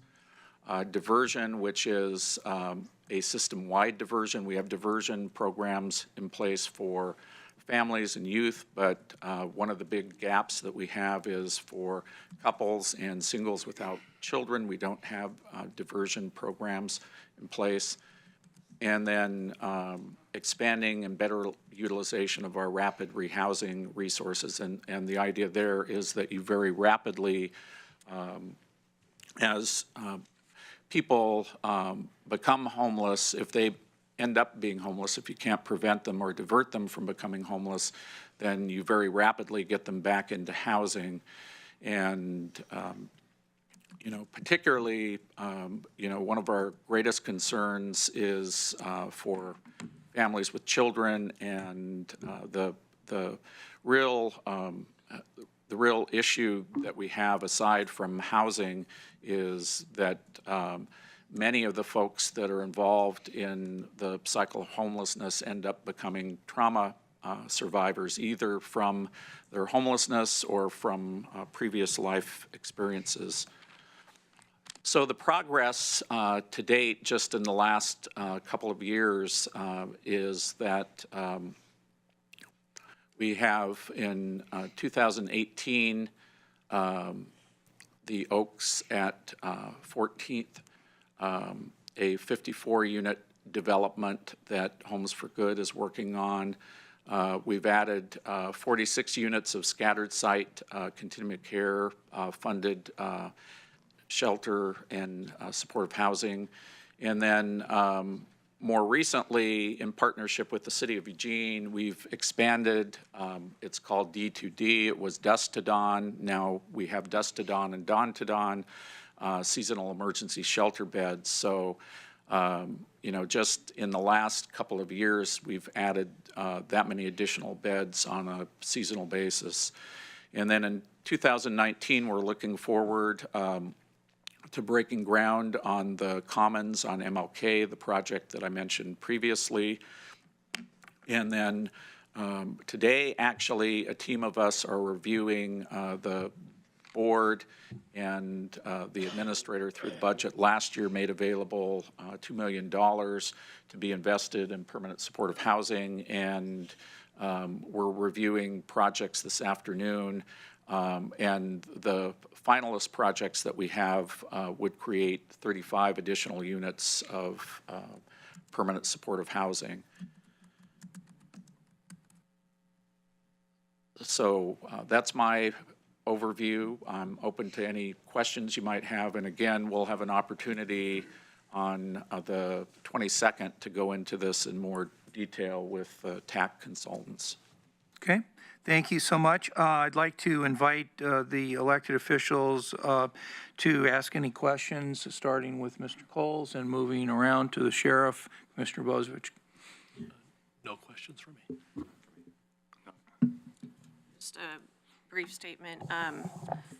Because Dustodon was mentioned, I just, out of abundance of caution, want to make sure I note that I have a potential conflict of interest in that because I'm related to the agency which serves that program, St. Vincent de Paul, Lane County, and have ownership interest in a company that provides that agency services. So I just want to lay that out there. But I'll continue with the conversation because I don't believe it's an actual conflict of interest. Thank you. We'll be having a session next week with Mr. Dingle regarding, this whole topic. We're also, I believe, bringing in the Oregon Ethics Commission staff. So we will be, but thank you for mentioning that. I have nothing to say about housing, homelessness, or poverty. I can't believe that. Yeah. Okay. Given all the requirements placed on you, Steve, like the last 35 units, for example, that you're discussing, what's going to be the average square foot per unit? What's going to be the average cost per unit? What I can tell you is I will not give you a cost on those 35 units as we're still in the RFP process. Pick one.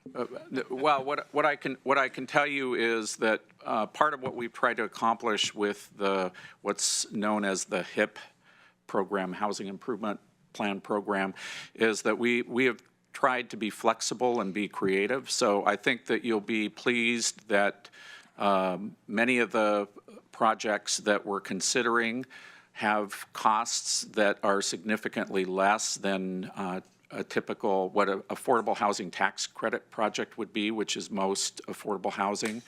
And, in a affordable housing tax credit project where you use that form of finance, you're looking at an average cost of about $225,000 per unit to create affordable housing. So one of the challenges. How big is that unit? How many square feet? Well, that's an average. That's an average between a 1-bedroom and a 2-bedroom unit, but in that ballpark. Thank you. I have a question about the use of the construction excise tax authority that cities and counties have in Lane County in Oregon, and what that money could be used for. You talked about what you're planning to do, and the money, I assume, is there for the stuff you're planning to do, but what would the construction excise tax revenue be, and how could it be used to address the issues of housing? Well, what I can tell you, and I'm not an expert in this, but what I can tell you is the construction excise tax dollars can be used as part of the package of financing affordable housing and actually leverage both state and federal resources. It's an avenue that the legislature made available to cities and counties that make it possible to come up with an additional local source of money that can be used for affordable housing. Okay, and I know Mr. Dingle did a review last year for the board of what cities and counties had already enacted this kind of tax, and it could be something the board would want to work on. But at this moment, I see we are beyond our time, so thank you very much, Steve, for coming in and giving us this update. It was very helpful. And I think pretty optimistic, too. There were a lot of good things in there. Now, it's almost like we need a drum roll. We're getting ready for the big moment here. Christine Moody, our nationally acclaimed budget manager, is here to talk about our 5-year, what's called the fin forecast in the business, the financial forecast. And I sincerely mean that she's nationally acclaimed. And right there in the beginning of our adopted budget is the Distinguished Budget Presentation Award. Notice that's not the Distinguished Budget Award. That's the Distinguished Budget Presentation Award given to our county because of Christine. Because of the village that puts the budget together. Because of the village. It takes a village. It takes everyone in this room and then some. So good morning. Thank you, Chair Sorensen. So I will cover the forecast, and then I thought because we have a couple new members, cover a little bit of additional information about the general fund that I know some of you are very familiar with. But again, reiterating what Steve Mokrahysky mentioned about what the general fund is. It's our primary operating fund. Every district will have a general fund. It's defined in budget law. And for us, we have our property taxes in it, the federal timber receipts. We have some shared state revenue such as cigarette and liquor taxes, and then a variety of other funds that come through their election fees, recording, deeds and records, some fines from different courts. So predominantly discretionary funds go through this general fund. But I've also shared a pie chart there with you to show you where do we spend the discretionary general fund revenue. And the bulk of it is spent on public safety. Now, when I say spend, I should also clarify that this also includes reserves on this pie chart. So we're not spending our reserves, but I'm just showing you the allocation of the discretionary general fund. A smaller piece in public health, general government, and then a little bit of non-departmental, which is primarily some debt service payments that come out of there. Yes, youth services is in public safety, yeah. So a little bit of history also that you've heard some about here. We've had decades of budget reductions in the general fund, primarily due to the loss of the timber or secure rural schools funds has been the latest replacement for those timber funds. The property tax reform also created issues in the general fund, resulted in a very low rate, which you heard, and then slow, although consistent, growth in there. Measure 5 and 50 created those. And then the expenditure side continues to be issue, and I've pointed to the three that are creating the biggest pressure on the expenditure side. The PERS rates, which everyone's heard a lot about, the employer rates. The 1920 year will be a year that our rates do change. They change them every biennium, so they're going up quite a bit. Medical insurance, as you'll hear, we have that going self-funded has made a big positive impact on that piece, but historically, over a 10-year period, we saw our rates go up 100%, so it created issues over the last 15, 20 years. And then wages. So anytime that our revenue is growing at a very slow rate, usually less than 3%, when you have merit increases, market adjustments, and cost of living increases, you can quickly exceed how fast the revenue is growing in the fund. So steps that have been taken, and I want to clarify here that these are steps over the last couple decades, not just in the most recent years, which is a lot of, you've heard some highlights from Steve about the things that we've done in the most recent years. But historically, we've, of course, had a lot of service reductions. So primarily when I started in the budget office, it was use of any money we could get our hands on, one time or not. We continued to fund ongoing operations with that one-time money, and it would result in service reductions and a much more volatile budget. So up and down, up and down. Anytime we would get a little bit of secure rural schools, we would spend it immediately, and I'll have a chart to show you kind of what that did with the volatility. And the board purposely saved timber money when we saw it going down, so they would build up the reserve with a plan to spend it over 4 years. Created the budget wasn't structurally balanced, but we maintained services as long as we could. We issued a PERS bond back in the early 2000s to help pay down some of our PERS employer liability. We still have that bond. It's not quite paid off. It was a good move. We are locking in the interest rate on the bond was better than the market has done over that time frame. So we prepaid that. Internally, we've done a PERS reserve. When the legislature was a little I think it was back in 2012, they were looking at doing some changes to PERS that were then overturned in the courts. We were a little more conservative and said, we're gonna hold that money internally, charge our departments, put it in a reserve just in case this gets overturned, which turned out to be a smart move that when it was overturned, we had the funds to then pay our higher rates. And we paid off some of the PERS bond early with that reserve also. And then we've prepaid other debt. So you've heard about I mentioned the PERS bond, but also some buildings. We've refinanced anytime that we can, so that decreases our ongoing operation expenses. We've self-funded our medical insurance, has had a huge impact on not having that profit built into it, so we're paying our claims and for Pacific Source to administer it. And then coupling that with some wellness initiatives, we've started to see a decrease in our claims growth substantially from what the industry is seeing. The public safety levy, of course, to support jail and youth services. All of those services were once supported by general fund, so shifting them to another source of funding relieved pressure on the general fund. Shifting, restored capacity we've cut. Correct. We kept A temporary. the same amount of general fund correct. going to them, so to be accurate, thank you. I'm talking about services, not funding. Correct. Yes. Yes. And then structurally balancing the fund has had a huge impact. So here is a chart that I mentioned on the structural balance of the fund. So this goes back to fiscal year 08-09. The red line there that you see is expenses, ongoing expenses, and the blue line is the ongoing revenue. So you can see that 2 years that we had really large budget reductions were in fiscal year 08-09 and fiscal year 12-13. We came close to being structurally balanced. Really, it just ended that way. We weren't focused on being structurally balanced, but with the big reductions, we would cut services down and be almost structurally balanced. But you can see it would start to go out of balance again. So it wasn't until Steve Mokrahysky starting as our county administrator, you can see that in 15-16, we were still out of balance, but then quickly closed the gap. So 19-20 will be our third year of being structurally balanced. That has changed a lot of what is happening in the forecast and the fund. The peak of imbalance was roughly 8 years ago. Correct, yeah.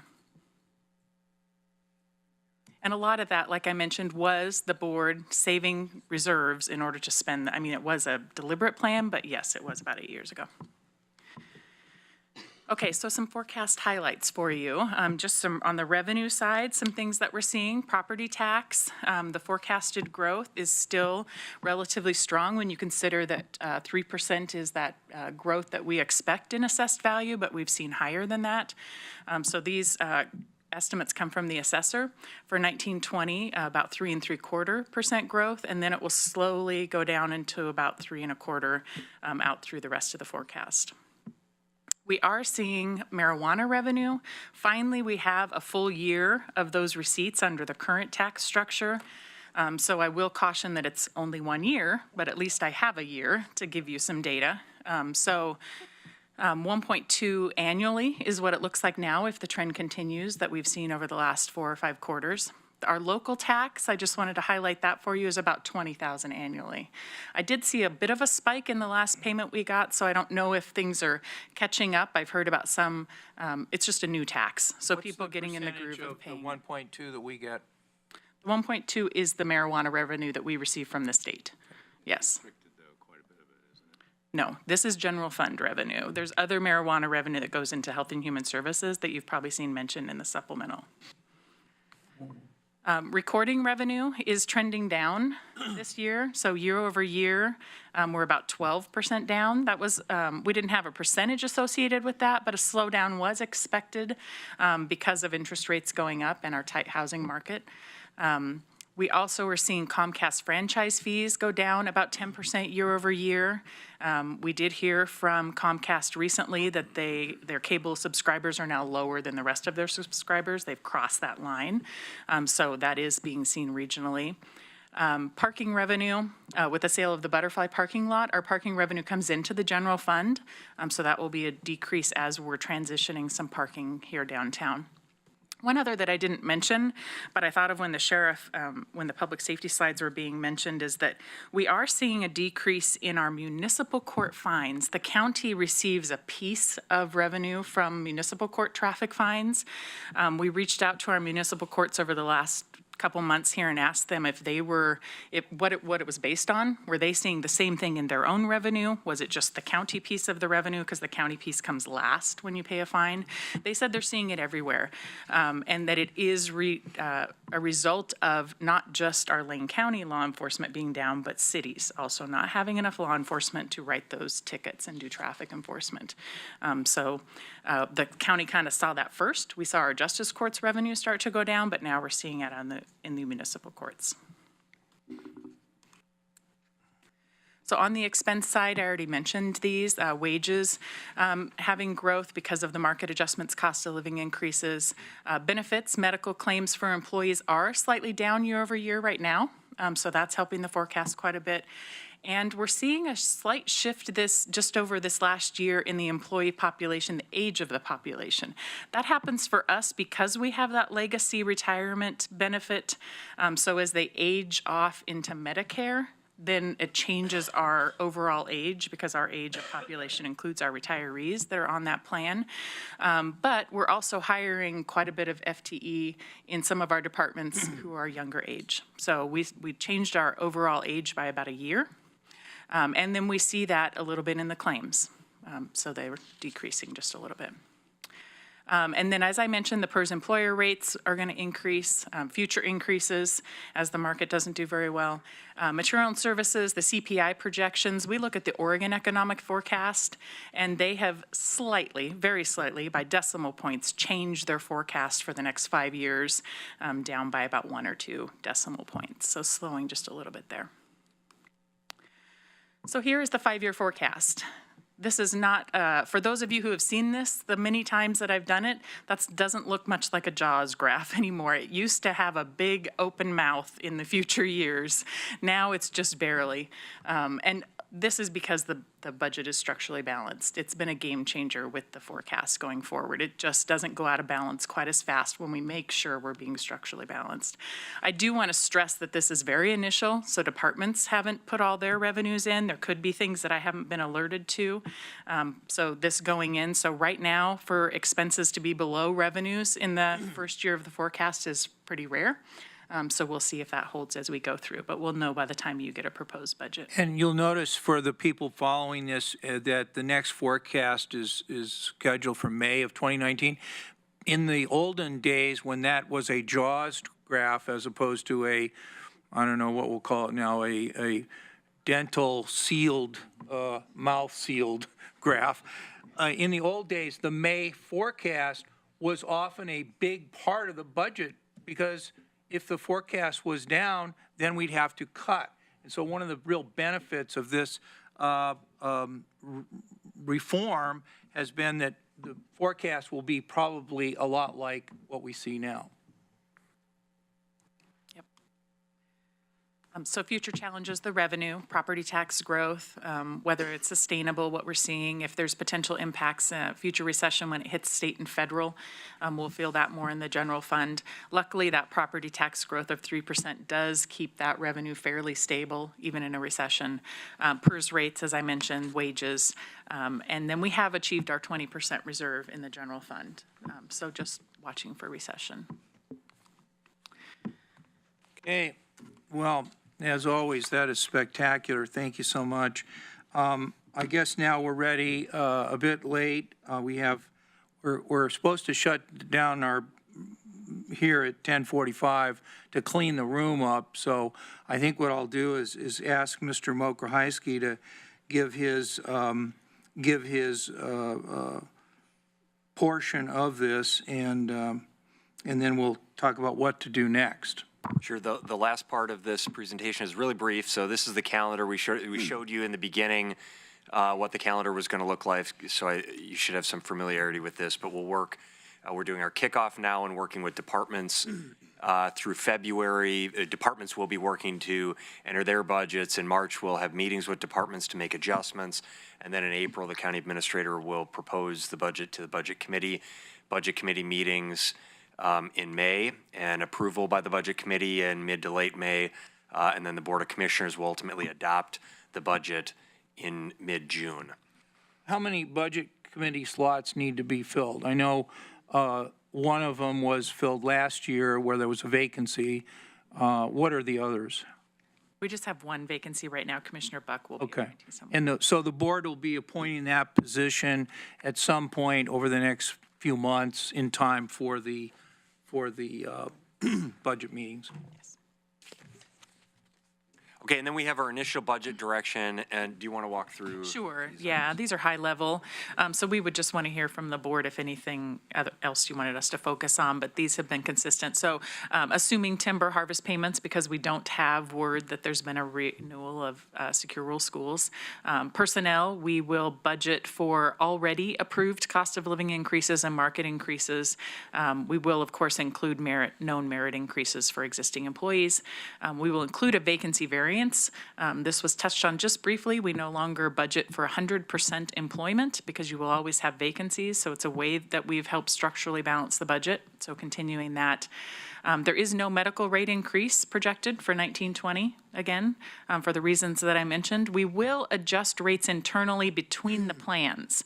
Now that we've been self-funded for a few years, we can see which plans are creating the number of claims. So our copay plan creating more claims than our high deductible plan, so we'll shift those rates a little bit for departments. PERS rates have been adjusted to what the state has given us, what the PERS board has done. It is an increase of about 24%. Material and services will try and limit CPI growth to 2.5%. And then, of course, remain structurally balanced, continue our reserve in the general fund, and maintain current service levels is always the first step. Are you using the new Western CPI, or which CPI are you using? This is still the one that's in the Oregon Economic Forecast, and it's not that Western one. Right, so we'll look and see what the difference is when we come to you as a budget committee. This is more, I believe they look at national. The Department of Labor eliminated the Portland and Eugene and Salem CPIs. And that's a big factor in some of your contracts you have with with our employees. And they eliminated the smaller regions, even smaller meaning Portland regions. They made a combined Western with cities like LA and SIO in there. And so there's a combined Western CPI, there's a national CPI. And I was just curious, since most of our contracts said something like Portland CPI or Eugene CPI or average of Oregon CPI, what are we using? We actually don't have that in any contracts anymore. Okay. So we look at that data when we're doing contracts. But we actually look at one that's referred to as BC, B/C, and that's the similar size of city. So it picks up some of the Western, but that's closer for us. But it's a national BC. I can't remember if there's a Western BC or not. There's a Western CPI, but I don't know about. Right. Okay. Yeah. Okay, thank you for clarifying that. It just is really great. And then what's your schedule for getting us some calendar dates for the budget so that our public budget members will be given specific dates? So budget kickoff is on Monday, so budget calendar will be issued then, yes. Okay. Few days. Good.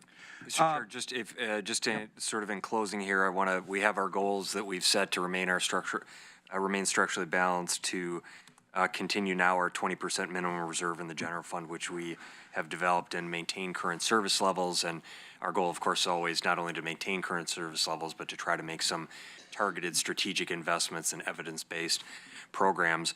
I want to just call out the fact that we're in a positive position with the general fund. We're projecting a positive position in the general fund next year after having absorbed a roughly 24% increase in PERS rates. Is an incredible statement, I think, about the work that that has been done to get to this point. This did not happen in a year. This has taken several years. We moved to a self-funded plan 4 years ago. We began paying down debt and refinancing our debt 4 years ago. We knew that it wasn't going to fix our budget overnight. It was going to take time. And so I just want, again, as I said in the beginning, that structural balance requires constant diligence. And so the decisions we make today will not only impact tomorrow, but they'll impact years in the future. And so good things that we can do today to set up positive impacts for employees, the public, and the leaders of the future is a really sound practice. And I want to thank everyone in this room and those who are not in this room who have contributed to the great work that it's taken to get to this place. And I think we all have a responsibility to try to maintain and continue to build upon the financial state that we're in. Okay, well, thank you very much, and thank you for everyone that's participated, provided information. I know hundreds of you have been providing information that led to this briefing today. I think we're going to have to suspend the board's questions and comments, and maybe next week at our budget meeting we can talk about what we're going to, what additional questions we have about the budget kickoff. I'll just mention before I call on Commissioner Bozovich that we've had an opportunity to talk with Diane Jones about the logistics of continuing today's discussion beyond now, and basically the logistics aren't really set up for us to move upstairs to the Board of Commissioners conference room, so I regret that we are not going to be able to continue this right now to continue the discussion, but we'll have plenty, the board members will have plenty of time to do that. And I'm sure individually Christine is willing to meet with any of the commissioners to discuss the budget and the kickoff and what we're doing. Mr. Commissioner Bozovich asked me in the break if we were going to continue the board meeting. I said I wanted to.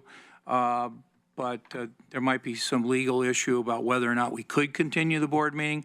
So I asked Mr. Dingle. He tells me we could continue the board meeting, but I think in light of the fact that we have these logistical problems, we don't have the time to get it together for upstairs to have a proper board meeting. I think it'd be better just to adjourn, and I'd be happy to entertain Commissioner Bozovich your question. My questions were relative to that issue. I was concerned about continuing a meeting where we had completed the publicized agenda for the meeting, and even though we didn't adjourn yesterday and just recessed, my concern was to continue a meeting, one, in an area that we couldn't televise, and two, without a publicized agenda, it wasn't a very transparent method of meeting, and I was going to request an adjournment, but it sounds like we're going to adjourn anyway. Well, and maybe Mr. Dingle could address that, because I'm not saying I agree with you about this, because we're not required to televise our meetings. We're required to have a recording of our meetings. And I think that Mr. Dingle is, as usual, armed with lots of books and materials and everything. But my request is that we just stop the meeting, and next week we'll take it up and we'll be very clear about when and where we're going to be holding the meetings. If I can clarify, the logistic issue is that the reason we have to leave here is because the City of Eugene's going to meet. Yep. And so Metro is prepared to record the City of Eugene's meeting.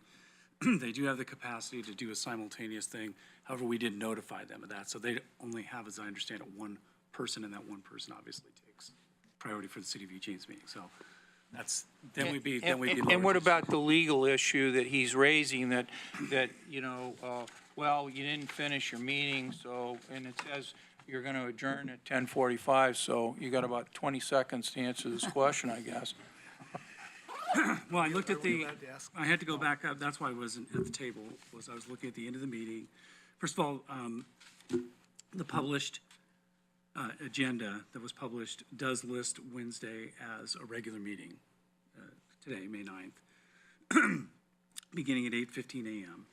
And there was a little bit of confusion because you sort of went backwards.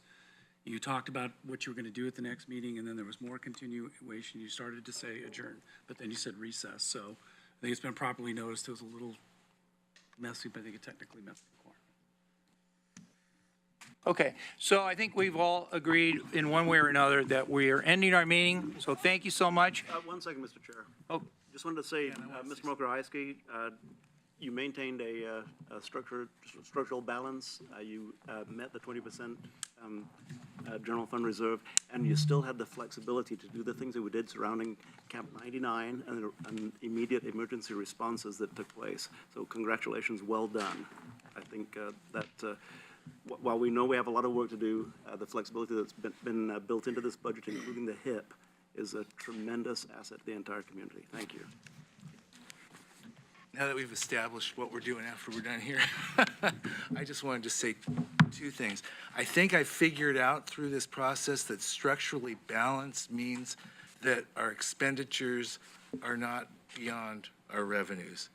Is that correct? Ongoing Thank you. expenditures and ongoing revenue. Ongoing, Yeah. ongoing. Yeah. We're always balanced, that's law. We have to balance every year.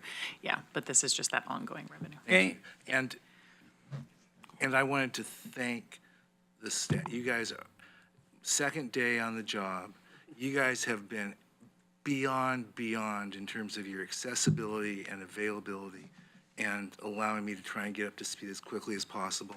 I just want to thank everyone for that. Thank you very much. I don't really have any additional thoughts or comments. all right. Thank you so much. So we'll be adjourned, and we'll be reconvening the board next week at 9 a.m., Tuesday.